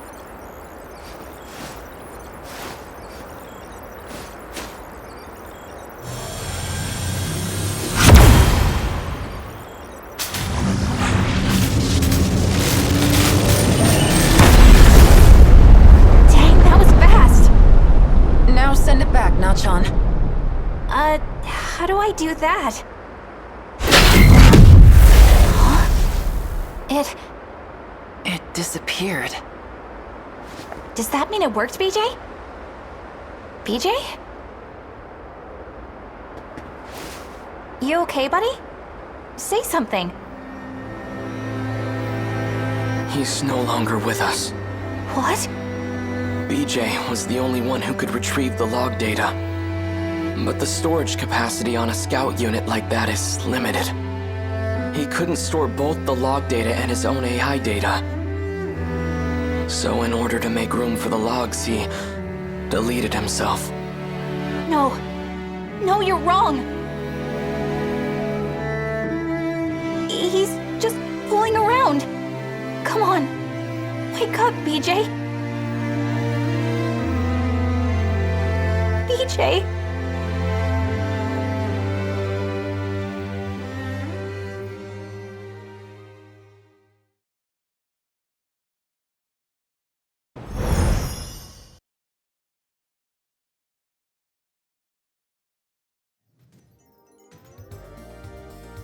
I love the story of Renya Gouto. Here we have this cold, calculating, mysterious figure that we have so often seen yet know so little about. Playing through 11 stories, yet you know almost nothing about this guy's true nature. I don't think there's a better choice for someone to represent the quote-unquote final story in this game. Gouto's story serves two purposes in my mind. The first purpose is to give us a little bit more insight into Gouto's motivation, and more importantly, to neatly tie up the ending of the story with the final battle. My point about characters' personalities flowing with the gameplay on the story is even more potent here. Majority of Gouto's story is dense and dialogue heavy. It's full of him thinking to himself and trying to resolve whatever mystery he's presented with. In fact, almost every section of this man's Remembrance explicitly starts with a section named Gouto's Theory.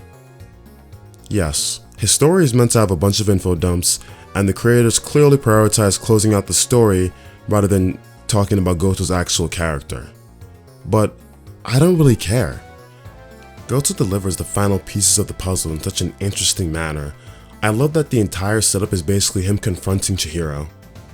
It's him spending an hour telling Chihiro she's full of shit. You would think this would be boring, but it really isn't. There's a sense of tension with each new reveal Gouto drops and each theory he presents. You're a different Morimura, you were in level 426, your son is fucking Okino, you killed the other Morimura. Along with these memories and logs carefully spaced in between these discussions, I don't really care if Gouto is a little bit underdeveloped.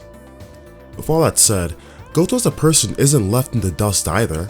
I adore the scene of him and Chihiro in the final battle, because we get a glimpse of Gouto that we have never seen up until this point. There's a revelation that Gouto's motivation wasn't just purely seeking the truth, but that he was driven by his feelings. Wait. As long as we're both here, there's something I want to clear up. So, tell me. You were in love with Miss Morimura, weren't you? You said she was mind-hacked, but it was more about you being jealous, wasn't it? That's hardly. This may be our last chance to talk. Answer me. You are correct. Is that what you wanted to hear? That I was driven by some cheap, naive impulse? That I can't think about anything else? And that's why you brought back my memory too, isn't it? You never cared how you managed to do it. You just wanted her back. So much. I'm glad. You really were a slave to your desires. That's the Renya Gouto I remember. The emotion in Gouto's voice after an entire game of him being a mysterious robot, that is unbelievably cathartic. From the way he talks, looks, and even the way he walks, there's a sort of prideful air about Gouto. A man who clearly prides himself on analyzing situations objectively and keeping his emotions out of matters. There's a sort of swagger to this guy, a guy who walks into a room and knows he's in control. Seeing this man show vulnerability, seeing him admit that his drive this entire time was his love for a fucking MILF, it's a truly humanizing moment for Gouto. Despite his pride, Gouto was forced to accept the reality that he is no different than the other pilots. All the extreme lengths he's gone to, all the fighting he's done, He's had the woman he loves on his mind the entire time. You know, a big theme in this game is searching for truth, unraveling mysteries. Renya Gouto is just like the other characters in this regard. However, whenever he declares his mantra of, "I want to know the truth," I actually find this statement to be inaccurate. He's always declaring this hunt for truth, but notice his refusal to declare why he seeks said truth. It will lead a viewer to assume he wants to know the truth because of an inherent pursuit of knowledge, which on the face of it, would be reasonable for a man as intelligent as Gouto. But after experiencing this story, I'm very confident in saying his pursuit of truth was truly rooted in something much deeper than trying to obtain knowledge or information.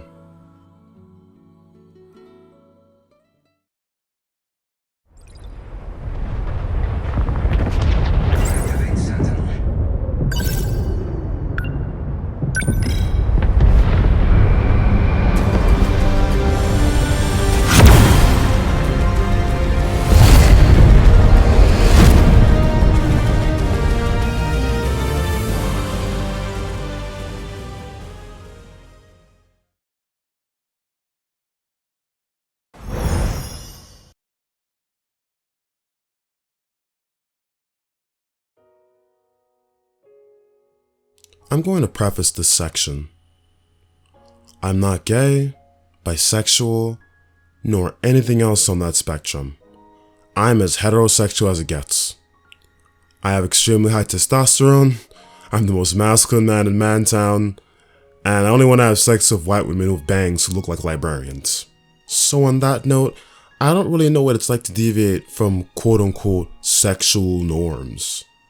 Not in the slightest. If I see something you don't agree with, let me know. If I didn't care what you thought, I wouldn't even put this warning here. With that being said, Takatoshi Hijiyama might seriously be my favorite character in 13 Sentinels. For someone who started out as a joke character in my mind, I have seriously fallen in love with this guy more than I could ever understand or know. Hijiyama's growth over the game and coming to accept his love for Okino makes my insides tingle with happiness. Okino originally had dressed up as a girl in 1945, but when Hijiyama realized it's a ruse, he still has feelings. I want people to understand, Hijiyama is a soldier from the 1940s. If there was ever a candidate in this game for not even thinking about homosexuality, it would be him. He's from an era where that shit doesn't fly, and it's even more taboo considering his rank as a soldier. Right now as we speak, same-sex marriage is still not legally recognized in Japan, and LGBT identities are not even protected under civil rights laws.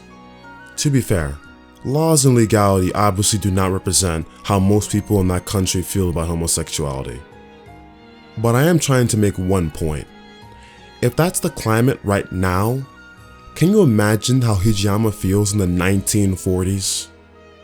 Hijiyama's journey is a lot harder than you might give him credit for.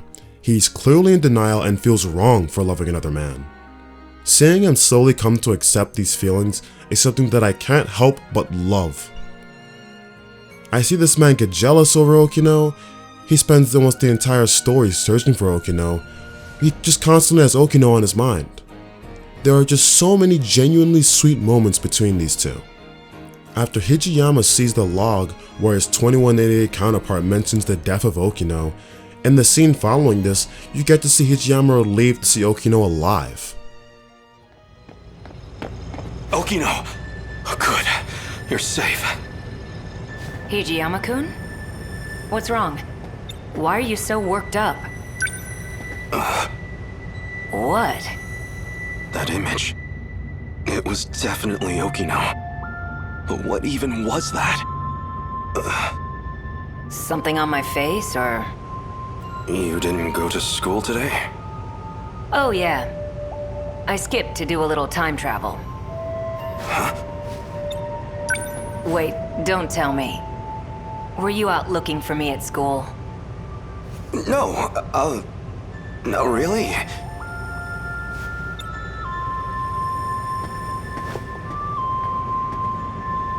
Well, I'm glad he's safe.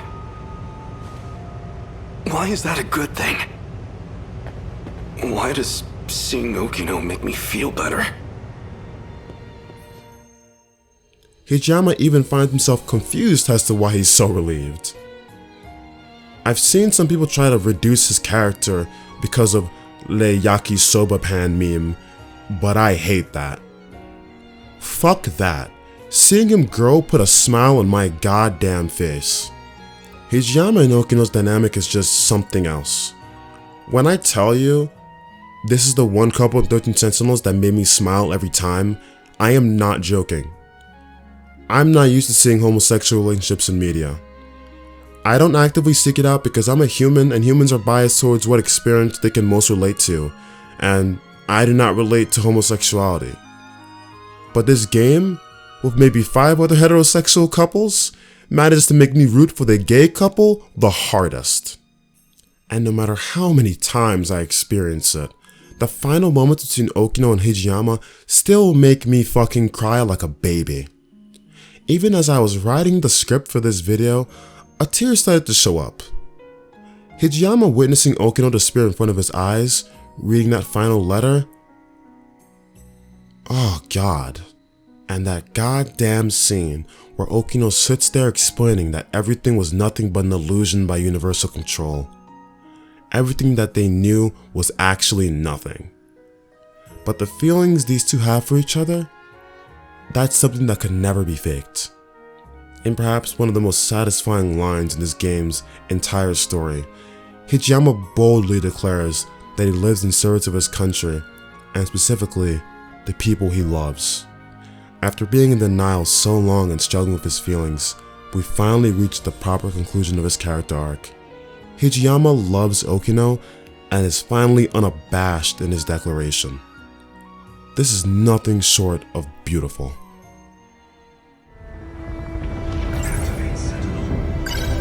That scout unit said you were isolated. If you really are alive, if you're out there somewhere, then you're going to need a home to return to. It'd be a shame if it was gone. So, I'll fight to my last breath to save it. That's all the reason I need.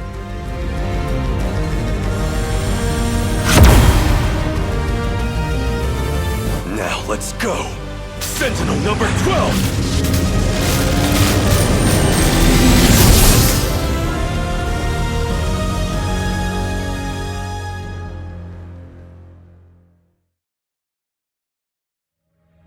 But at least one thing's clear. If the Deimos invasion destroys the world we knew, then we will all die inside these pods. Fat chance of that. You're shameless, shrewd, and infuriating. People like you don't die so easily. No matter what else may change, my duty is the same. I live in service of my country, and the people I love. Hijiyama-kun. I will not let you die. Hijiyama-kun. No matter how this ends, I will always be with you. Let's go.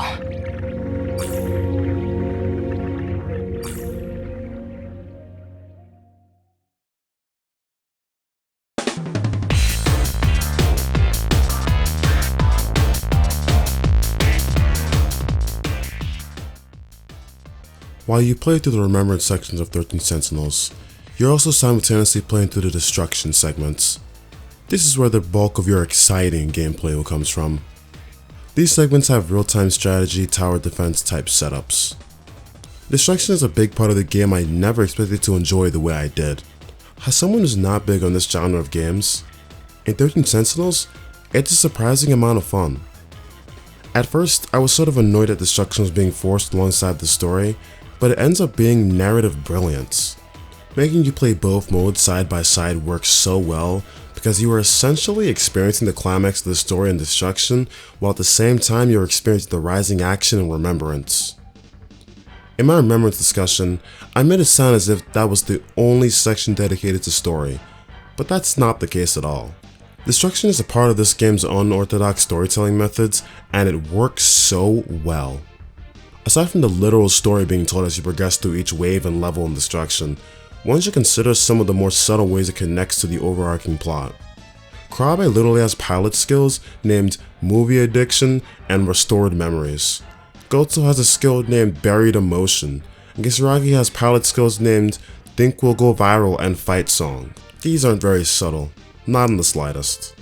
What makes it great is how all these skills aren't just generic skills either.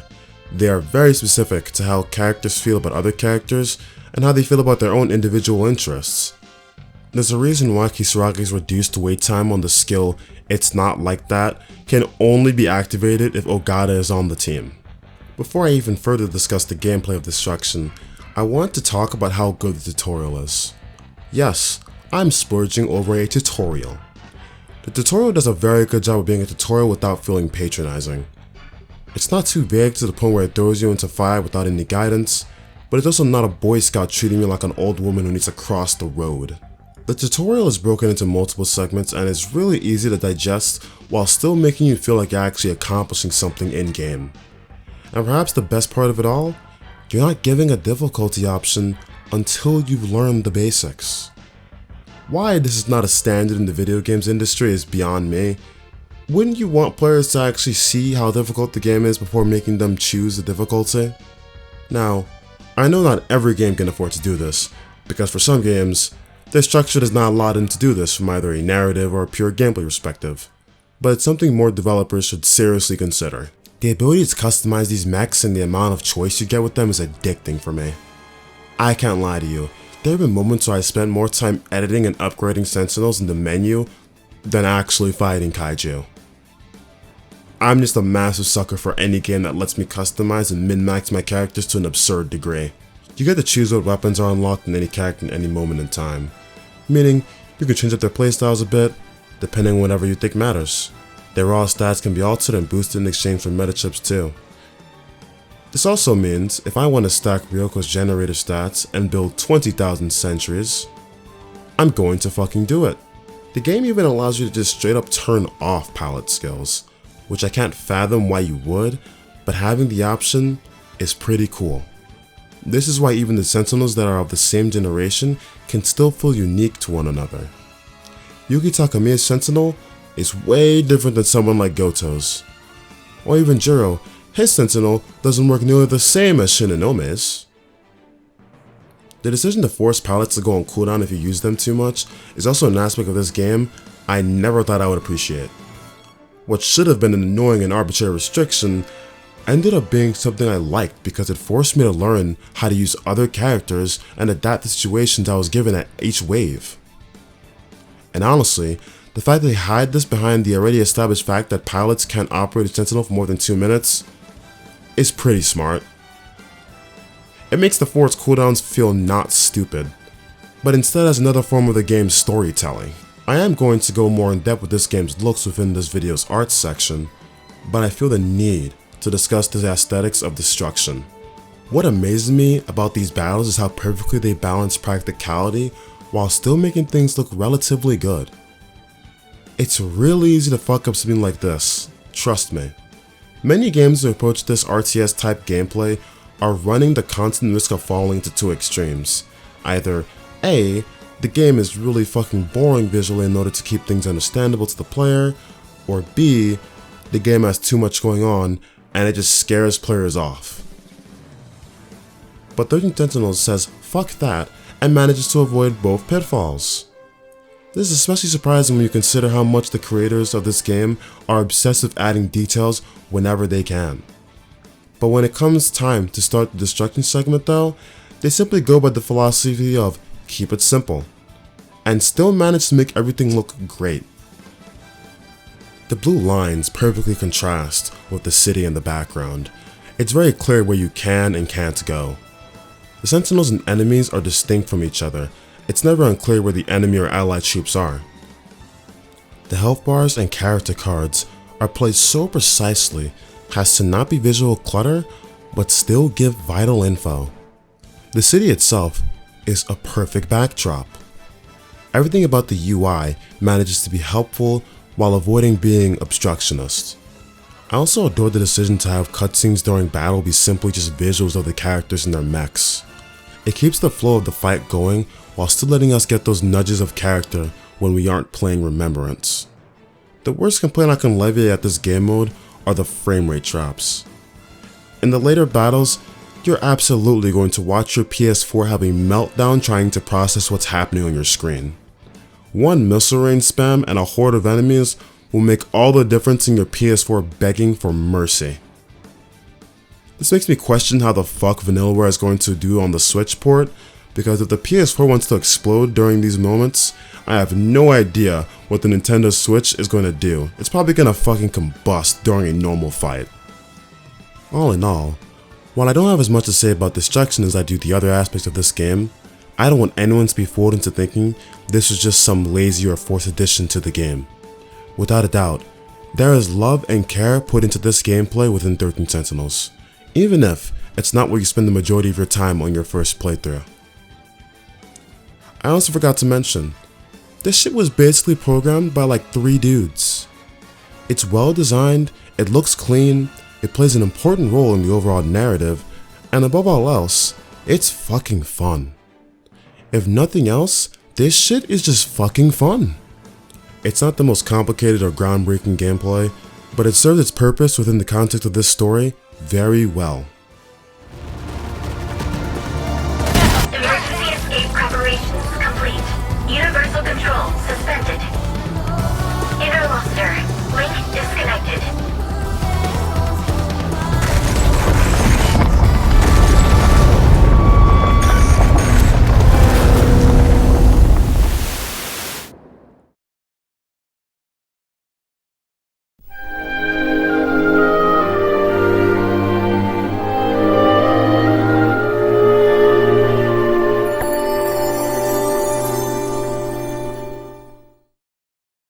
Director Juro Kurabe made one thing clear in a 2017 interview. Vanillaware was determined to exploit the limits of 2D graphics and push the boundaries. He specifically even said, "I'm not sure if all our ideas will work, but I look forward to it." If the footage you've watched in this video hasn't made it clear enough, Vanillaware didn't simply make their ideas work, they made their ideas excel. Their dedication to hand-drawn 2D assets cannot be undersold. To be quite frank, I don't even know where to start with discussing the visual aspect of this game. I'm not the artsy type, I'm not one who's particularly big on aesthetics, so for a guy like me to be so thoroughly blown away and amazed by this game's animation, art style, and character design, that means something. Do not let anyone trick you into thinking what makes good graphics is how many polygons you can shove into a 3D model. Please, show them 5 minutes of footage in this game. This game blows most modern AAA games out of the water. Perhaps one of the greatest strengths of 13 Sentinels is how the game uses lighting. This elevates almost every scene. Watch Sekigahara walk the streets of Japan at night. Look at the vibrant blue light of the buildings, the detail of having each character outlined with a little bit of a blue hue to reflect the environment they're in. Project manager Akayasu Yamamoto stated that Vanillaware's goal was to leverage light sources for an atmospheric effect, and I can tell you, it does its job, and it does its job really well. Another potent example is Keitaro Miura's opening Remembrance scenes, where he stands in front of the sunset. The way the sunlight beams on him while he ponders his thoughts is breathtaking. Natsuno getting stuck in 2025 also showcases some damn good lighting effects. As he stands in the broken building, you can see a bright white light beaming on her. This just looks so damn good. I don't know how, but they hit the nail on the head each time. Trust me, I only listed 3 examples, but this type of lighting is everywhere in the game, and it always looks brilliant. Discussing lighting also makes me feel it's necessary to talk about the environments of this game and the backgrounds. This game's adventure segments have environments that are almost structured like a stage play. All of these backgrounds are given life and painstaking amounts of detail. Tomi Kisaragi's travel to the ruins of 2025 puts this on full display. The dust falling off the building, the leaves and debris in the wind, the cracked glass over Kisaragi's apartment, and let me get me started in the background of the destroyed highway. Stuff like this is just given so much attention. In fact, going back to Miura's campaign, in his flashback to 1945 in Kurabe's house, Look at the fucking plants in the background swaying back and forth. Who was going to notice if these plants stood still? There was no need to put such detail in, but they do it anyway. Perhaps what impressed me most about this game, even more than its art and sprite work, was the animation. The animation in this game doesn't simply do its job. It goes above and beyond in ways I can't even use words to describe. What I love most about this game is that it understands how to use animation to display character. Take Renya Gouto. The way in which he walks is so stern and dignified. Even his running animation is loyal to this, with him keeping his hand in his pocket while he does a little speed walk of some sorts. When he goes into his thought bubble, he shows off his academic slant by bringing out his book as he ponders ideas. It suits him incredibly well. Shu Amiguchi is a very good example of this too. His pose within his thought bubble gives him this nonchalant, aloof-looking animation where he's rubbing his hair with an eye closed. His default standing animation has his hand on one hip, sort of looking like he's leaning. He just refuses to stand up straight. There's also this idle animation where he just starts tapping his toe and crosses his arms. All this combined with his untextured and generally messy look, these little things go so far to show who Amiguchi is. He's a guy who just lets life happen. There's no sense of urgency in how he walks or moves around. There's also this animation of BJ popping out of Natsuno's bag, or Kurabe just picking up some papers, or this really cute animation of Miyako just shaking her fists in excitement. There's so many neat things here. The game doesn't just look good, it maintains its beauty without taking away practicality. There are many subtle visual aspects of this game that go a long way.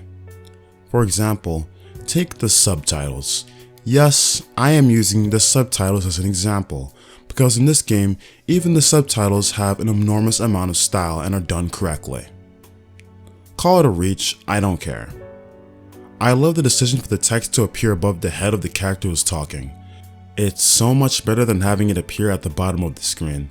This stylistic decision not only performs the same functions as if it were at the bottom of the screen, but it also looks better and allows for you to observe the beauty of the game because you're not staring at the bottom of the screen.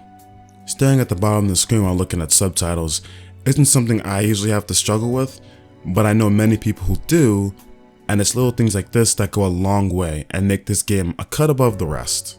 Many games by their own design are not allowed to have this luxury, but once again, this game takes advantage of its own setup very well.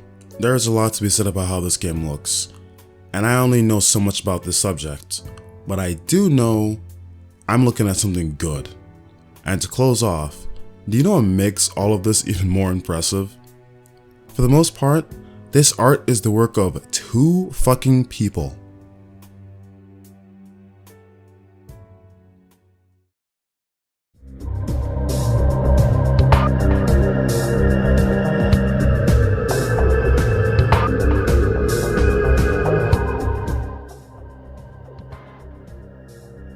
Before I talk about the voice acting, I want to note to all my viewers that I played this game in the English dub, so I will be discussing the English cast and their contributions.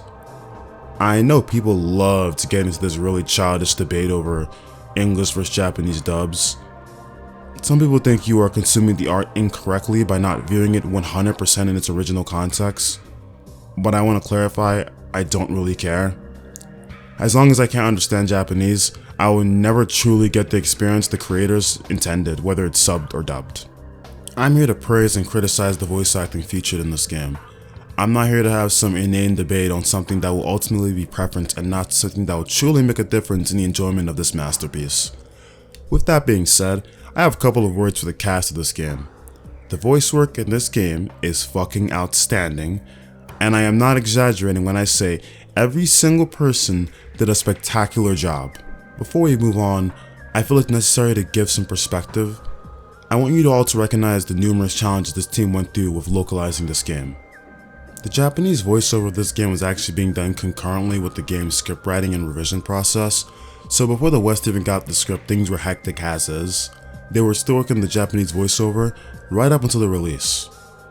There's no lead protagonist, forcing each character to only get one side of their story, which is really annoying when you want to eventually integrate the recordings. The plot is pretty complex as is, and the director apparently had a difficult time trying to explain it to the actors. The non-linear storytelling was not easy to grasp. The way the dialogue was delivered also contributed heavily to difficulty, because the lines were delivered in short pieces rather than a dedicated dialogue box. Oh, and last, but certainly not least, the English staff started their work on the dub right before this little global event called COVID-19. The voice of Hijiyama, Kaiji Tang, was the only actor who got to finish their work in the studio before lockdowns hit. All the staff had to do their voice recordings over conference calls. One can only imagine the stress the sound engineers and editors had to fucking deal with. They had voice actors sitting in closets doing their recordings. I have to give all the credit in the world to director Christian Lamont and localizer Ali Doyen. Everything I'm going to say in this section doesn't come to fruition without their dedication and commitment to the vision of 13 Sentinels. They took a group of skilled actors and brought their voices together. This level of cohesion is just not possible without them. Directors can make or break voice acting in a game. A localizer can make or break the director's perception of what the game even is. Even if you have top tier talent, this is a process that can mess up really easily. To see Christian and Doyen still do their jobs wonderfully despite the numerous localization issues and the hurdles, I think they deserve all the respect in the world for what they've put together. Firstly, every VA in this game sounds like they were born to voice act their role, and I frankly can't wrap my head around this. Some of the voices are almost frighteningly befitting of the role they were cast into. Ben Lepley's Renya Gouto is exactly what I expect Gouto to sound like. Gouto has a serious demeanor. His personality is that of someone who puts logic before all else. Lepley catches this perfectly. He makes Gouto sound like an AI without Gouto sounding like an AI, if that makes any sense. Then what? I want to know the truth. I want to know the reasons behind all of this. But that seems unlikely. I imagine you're not inclined to tell me anything. And in the few moments Gouto exposes himself and shows some vulnerability, it's done in such a fashion that still stays true to who he is as a character. You are correct. Is that what you wanted to hear? That I was driven by some cheap, naive impulse? That I can't think about anything else? And that's why you brought back my memory too. Tomi Kisaragi's sarcastic and snappy attitude is perfectly realized by Cassandra Lee Morris. I'd argue that Cassandra's voice work did a lot of the heavy lifting for Kisaragi's story for me. I kinda lost my shit when I realized halfway through the playthrough that this is Koki from Shin Megami Tensei 4A. Now, any normal person would recognize this is the voice of Morgana, but I hate Morgana, so I guess my brain filtered that out because I didn't realize that was the same voice until I was making this video. Regardless, Kisaragi couldn't be voice acted by anyone else and sound correct. Morris was the clear best candidate, and I adore Kisaragi's interactions with Ogata. The moments when Kisaragi decides to be sincere and express her feelings of Ogata means so much more to me. Morris truly knows how to peel back the layers of defense Kisaragi's personality has set up, and bring the sincerity out when it matters most. I want to ask you something. If you knew the world was gonna end in a couple of minutes, how would you spend them? Where's all this coming from? I just want to know how you feel.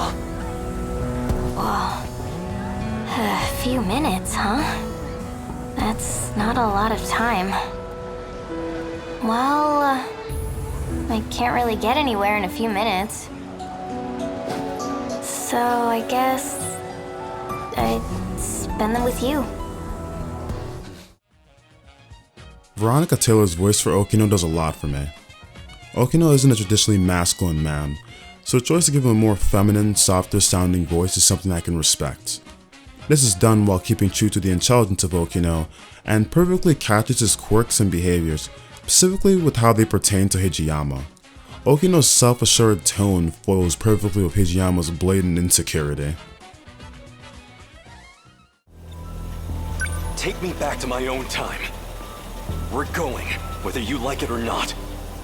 And if I say no, what'll you do? Push me over? Pin me down? I would never! Besides, you're a man, aren't you? Why don't you find out?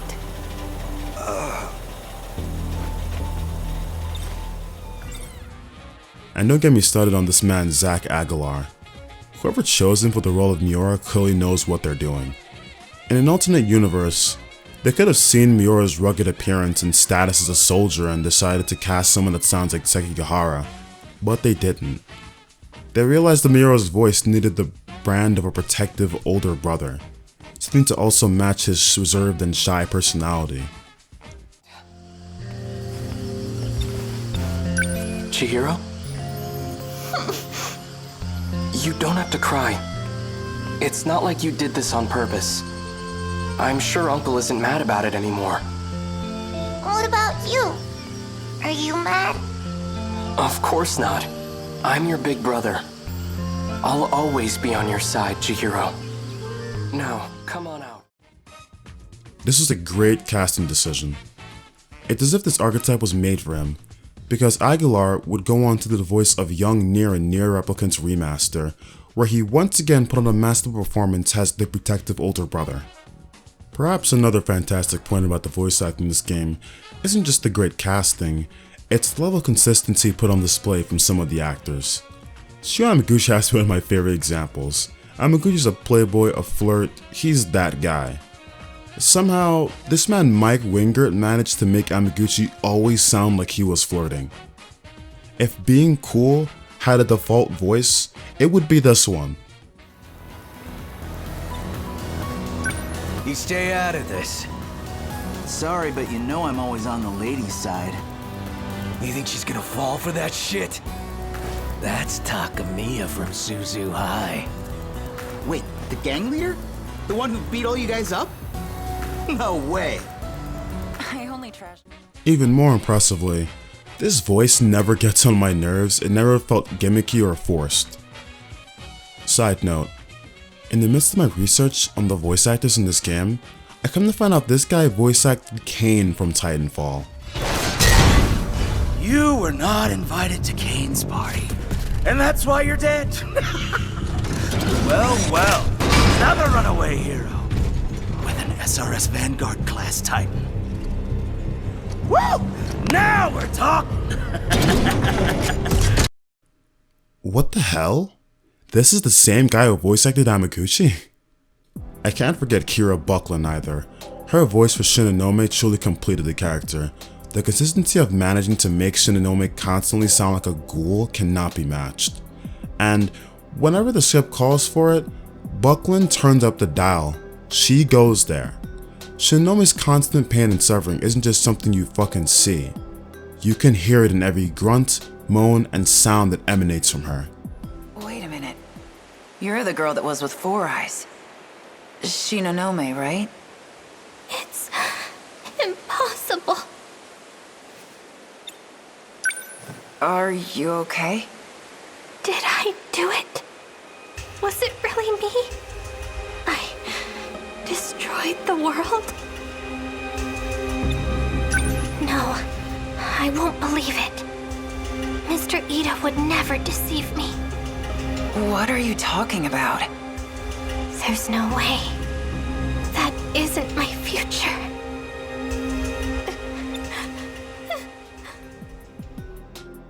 Buckland's range as a VA is insane, and she's only gotten more talented since her performance in Nier Automata as 2B. And now she's gonna voice act Jolene in Part 6 of JoJo's Bizarre Adventure. This woman can do anything. Another favorite of mine has to be Billy Komet's rendition of Nenji Ogata. I think everyone can agree that Komet did a wonderful job with Ogata. With a character like Nenji, it's really easy to mess up from both a writing and voicing perspective. He's meant to be a punk, but he's meant to be a lovable punk. A guy who's clearly not gonna do this punk shit past the age of 19. A guy with a golden heart who's pretending to be way more of a badass than he really is. Many people would either turn the character into a joke by completely making him unserious, or by trying way too hard to make Ogata sound like the head of the Yakuza. But Billy Komet? He walks on a tightrope and still manages to perform this perfectly. I was always able to take Ogata serious when the game needed me to, all while still having a ton of fucking laughs along the way. I'm being chased by men in black suits. What? What'd they do? Nothing yet. But if they catch us, who knows? Dissection, maybe. Definitely a full-body search. Full body? So those clothes will probably be in the way. Huh? You know, that little outfit. Outfit? You mean the spacesuit? Well, yeah. They'd take the whole thing off. I imagine they'll search every nook and cranny. For real? Those lucky those sick bastards! Don't worry. I'll take care of this perv. Huh? Hey! You ain't getting away with this, asshole!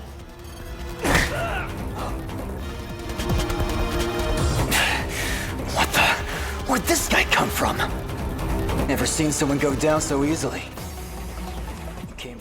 A scene like that just doesn't work without Ogata's VA putting in this type of effort. I personally don't have a lot of criticism for this game's voice acting, and there isn't a lot of criticism I've heard from other people of this game's voice acting. But the one critique I was hearing is that Cup of Tea Productions played it too safe with the people they casted for this game. I understand the desire to not hear the same 30 people voice acting every game and anime to ever exist, but what does that matter if literally everyone in this does their job not only satisfactory, but to near perfection? I tried my best to find a voice that feels wrong, or a voice that feels like it didn't have good direction, and I can't find much to criticize. And believe me, I was trying to find something to critique, but for me it's just not there. Before I finish this out, I do acknowledge I've missed a lot of voices. I actually only wanted to discuss like 4 or 5 voices, but I found myself falling down a rabbit hole, and I can't in good faith close out this section without heaping praise a little bit more on everyone else in this cast. Allegra Clark took the stereotypical schoolgirl of Iori and gave her a soul. Juro Kurabe's sweet and nurturing voice only sounds the way it does because of Bonnie Gordon's work. I've always loved Shiba's voice. I can't even put my finger on why, but Ben Diskin clearly did his job. Cristina Valenzuela will continue to be one of the most popular female voice actors for the foreseeable future, and her performance as Megumi Yakushiji proves that. Erica Mendez's years of experience shines through her Natsuno performance. She's still at the top of her game, and she brings Natsuno's preppy personality to the forefront of any scene she's in. Kaiji Tang's voice is the perfect fit for Hijiyama. I don't think anyone else on the planet could have done this role as well as Tang did. Hats off to this guy. He deserves all the love he gets in the voice acting community. This dude is fucking talented. Shame on me for nearly forgetting Laura Post. This woman kills almost everything she does. And her voice as Takamiya also deserves appreciation. Last but not least, I gotta mention Kyle McCarley's Sekigahara voice. Sekigahara sounds like he's the main character in an early 2000s sci-fi film, and it is fucking great. I also feel compelled to mention, he's the same voice as 9S from Nier Automata. I don't know if you guys have noticed, I really like Nier and take every opportunity to mention it in a video if you give me the chance. And when I say I think everyone in this game killed it, I really mean that. I'm not just throwing blind praise around. I purposely went out of my way to find their full names and look at all the roles they've played because I think they deserve full credit for the job they've put on here.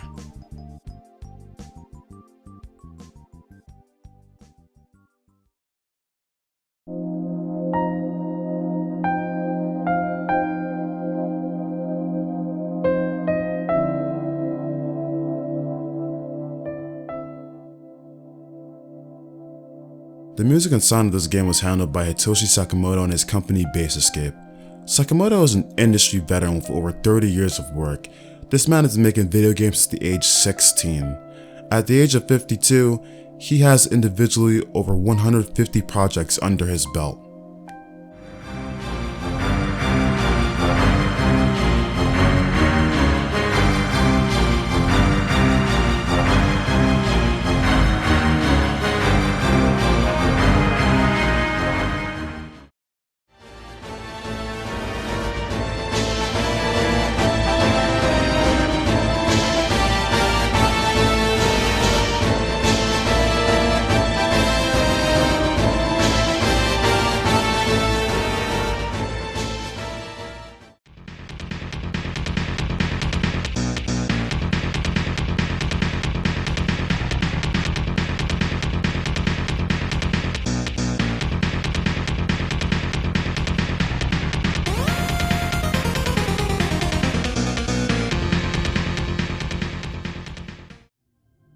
Sakamoto is one of the most sought-out composers in the industry. To put it lightly, he knows what he's fucking doing. And that shows not only in his body of work, but in the team he's assembled at Base Escape. Base Escape has worked on multiple Vanillaware games such as Odin's Spear, Grim Grimoire, and Dragon's Crown. It was only natural that he got called in for this game as well. 13 Sentinels sports a 4-disc, near 5-hour-long soundtrack that masterfully juggles between both electronic and orchestral elements. It's really hard to not mess up when you have that many tracks in the game's OST. Realistically, there should be a couple duds in there, but for this game, that's not the case. The game opens up with its main theme, Brat Overflow. I love the theme because it's the embodiment of the musical journey you're about to embark on. It's a vocal track that infuses the main two elements of the game's soundtrack, that being orchestral and electronic music. The track also has a noticeable progression throughout, similar to this game's battle soundtracks. It's an opening that truly encapsulates what the sound of this game is, grabbing elements from all over the OST.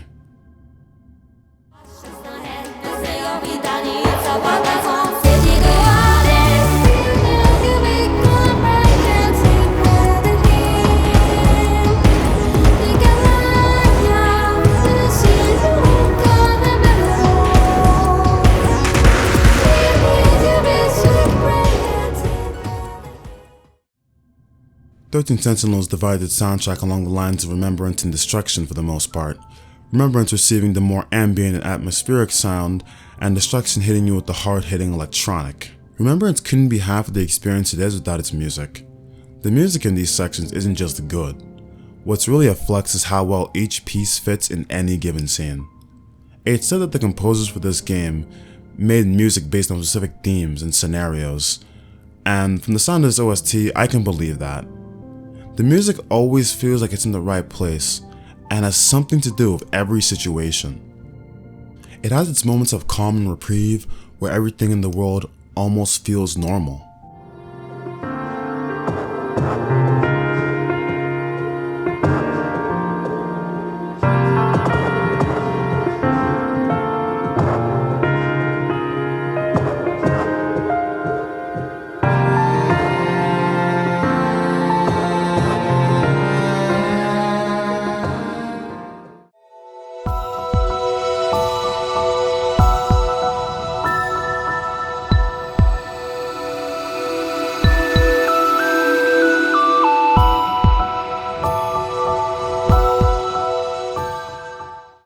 There's also some more upbeat and cheerful spots it gives you.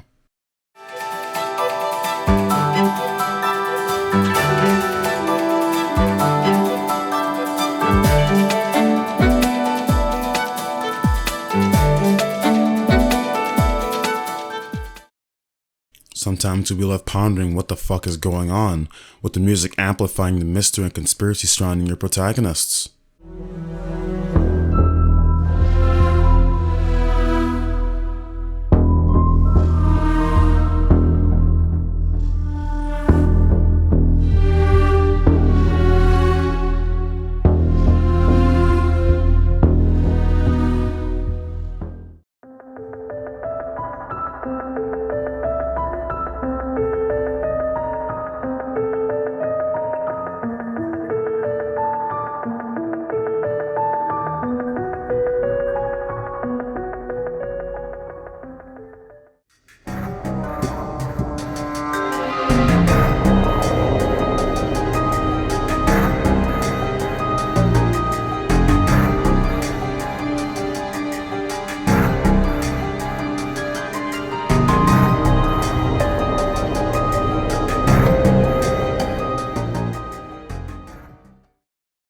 I can't forget some of the more aggressive and exciting tracks that almost feel like Sekigahara's theme song at this point.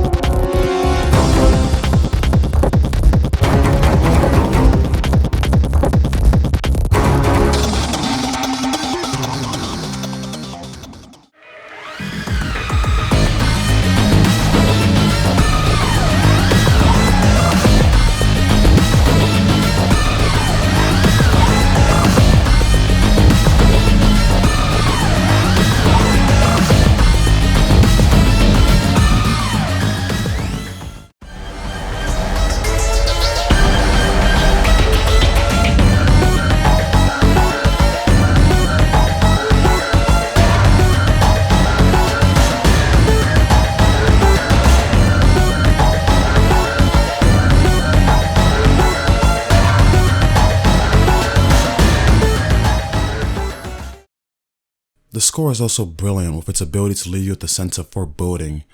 It'll make you feel like something's about to go wrong.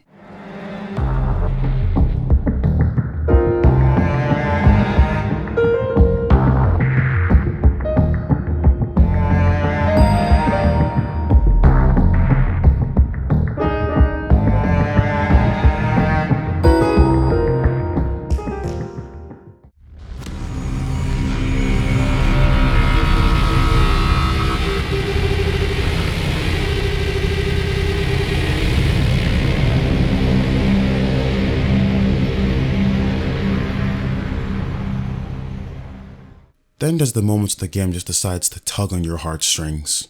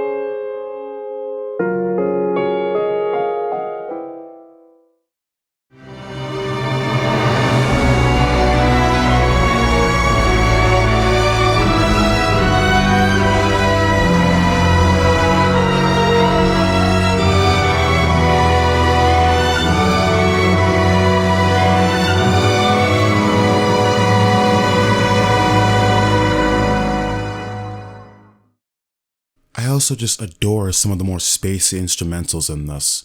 I can't really give you a definitive explanation for what it is, but it just sounds amazing.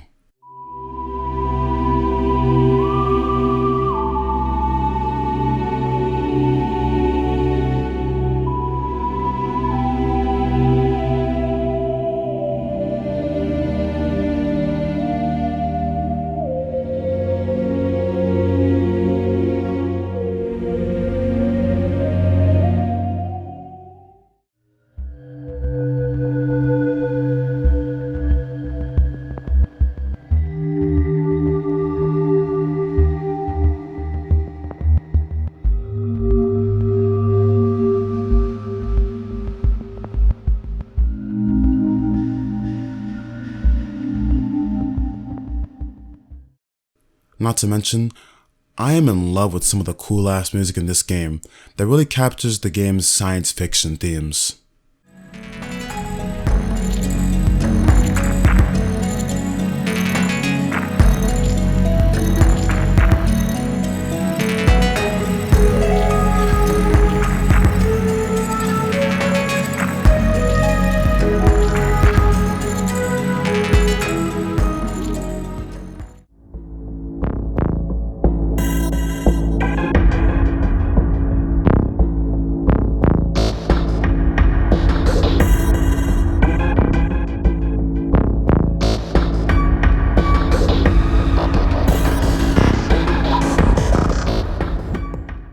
Even the goddamn menu music is a bop.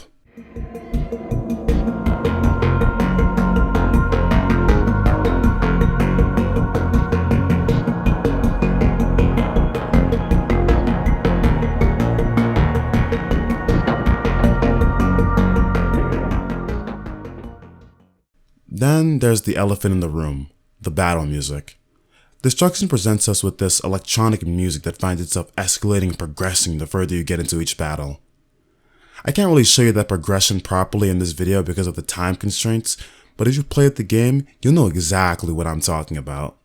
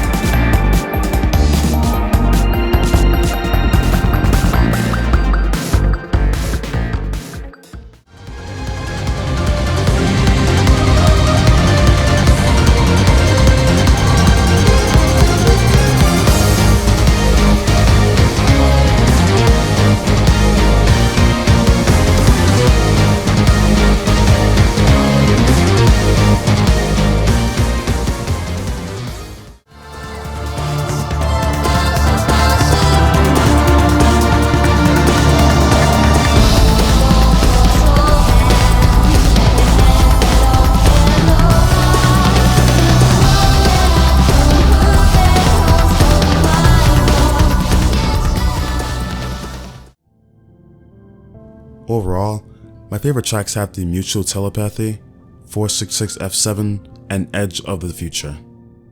I also feel it's necessary that I mention the sound design in this game. I don't have much to say about it because of my admitted inexpertise in this area, but I do know what sounds like shit and what sounds good to me. From the splash of a character stepping in the puddle, the big booming noises of the Sentinels, or the crackling electricity of someone shifting from a sector, this game's sound design is on point. It's distinct, clear, recognizable, and serves its purpose. It provides the much needed ambience of its more subdued story segments and keeps tension high during a battle. What really gets me about 13 Sentinels' soundtrack is, Base Escape and Sakamoto, to my knowledge, haven't really made a lot of music with this electronic tinge to it. In my research for this video, I looked at the soundtracks of some of their work, and my jaw just dropped to the ground. On the one hand, I'm not surprised they could pull off such amazing music, especially with Remembrance's heavy use of analog sounds and being a lot more in their domain. But the music in the rest of the game, especially Destruction, is super surprising. So many of the games Base Escape has dealt with had a high fantasy or medieval thing going on, nothing like the future science fiction setup.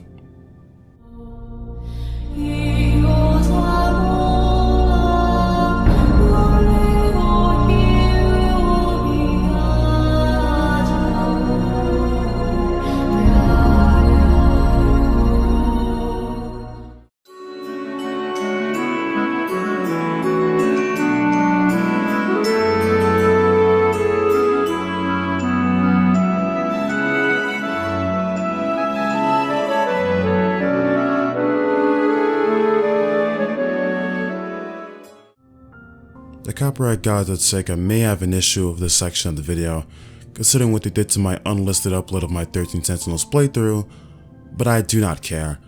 I had to let this music play out. I hope my video doesn't get blocked in Japan, but either way, I love this game's OST. Base Escape did a fantastic job, and I hope to see them continue composing this fantastic music in the future.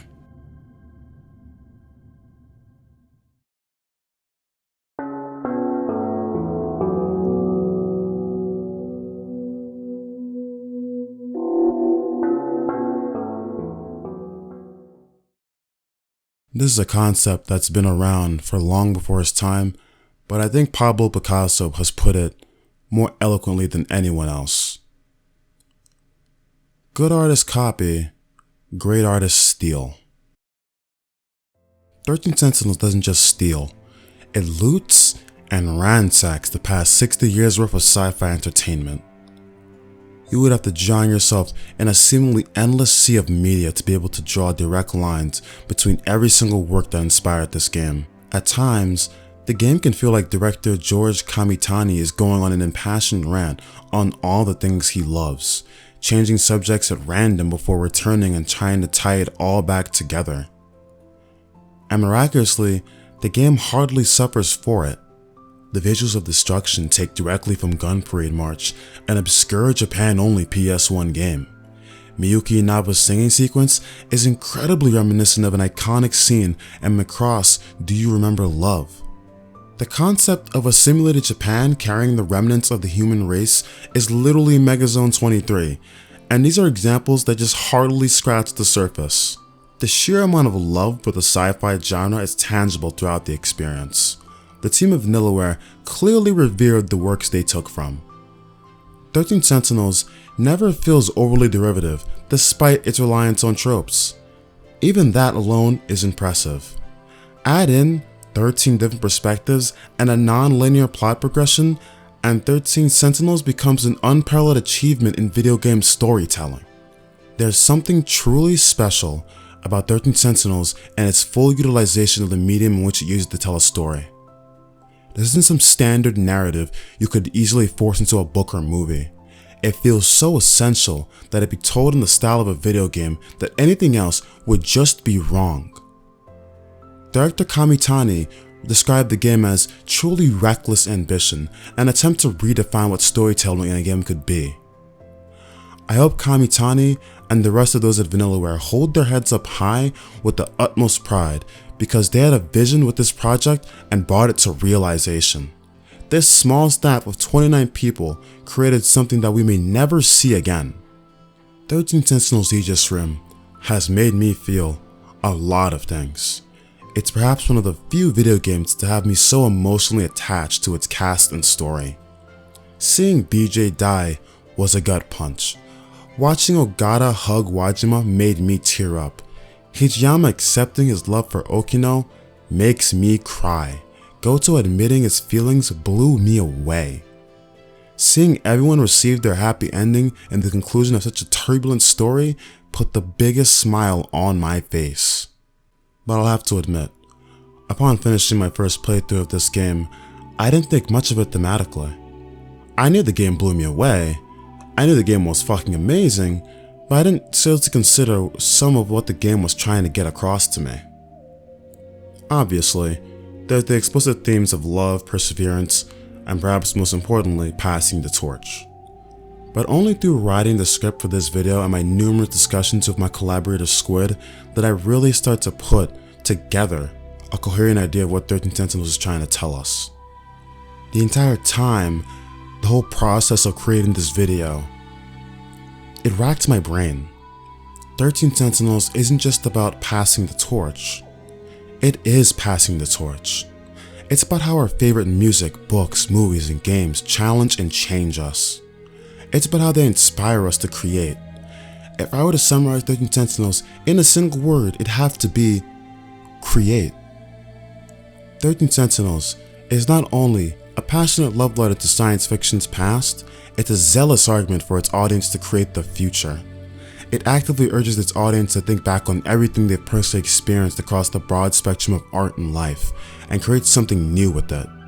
To pass their own torch, contribute to the evolution of human culture and knowledge. Maybe that's why I created this video. Maybe that's why Squid even helped me with writing and researching all of this. Seeing what Vanillaware and George Kamitani have done with 13 Sentinels is inspirational. It inspires me to create my own art. This video in essence is my art.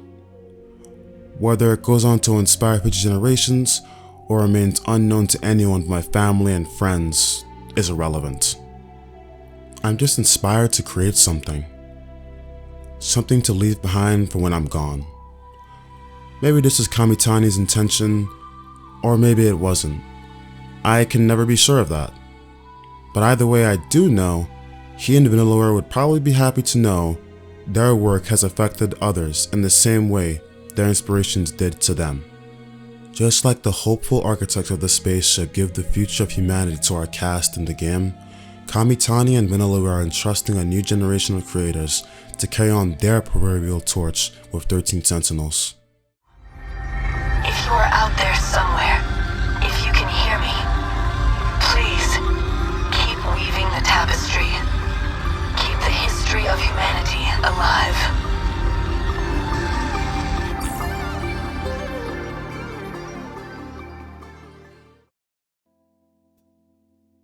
I contend that 13 Sentinels, if given enough time, will be considered a classic. The wider gaming audience may not truly appreciate the genius of this game right now, but I'm confident gaming culture will someday recognize the work put in by Vanillaware with this title. This is one of the best games ever released in the 2010s, and I'm confident that it will inspire many others in their creative pursuits. My final rating for this game is a 10 out of 10. The games industry needs 13 Sentinels. It needs Vanillaware. We need video games that truly push the limits of this medium. Real challenges to the status quo of what a video game even is. This is a once-in-a-lifetime experience of a game, and I'm very happy I got to experience it. I will advocate for this game at every turn, because it's an absolute shame to not give this art the attention it deserves. There's nothing more to be said. 13 Sentinels is a masterpiece.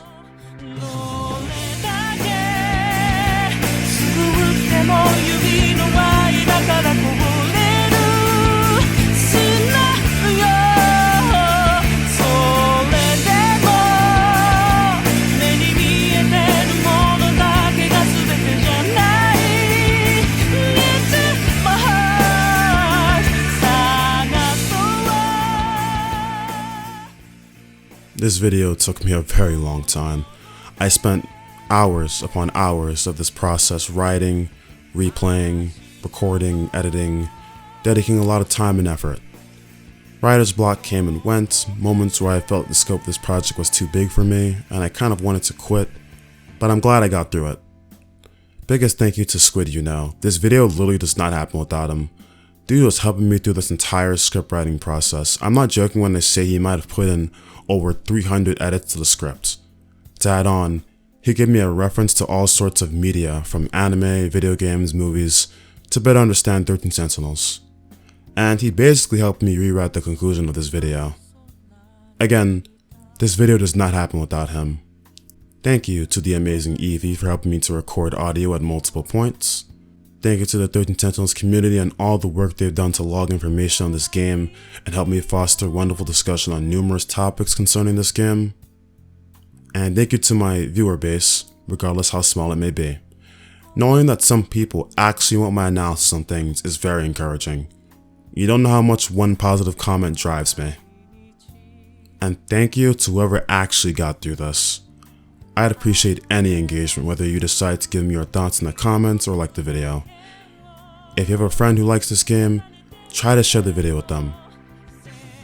The 13 Sentinels community is really small, and I'd love for as many people within it to see this.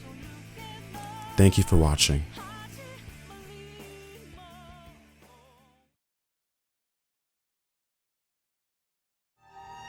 We said once the dust finally cleared, we'd talk, right? I remember that too. There was one more thing. You probably don't remember this one, so I'll just say it again.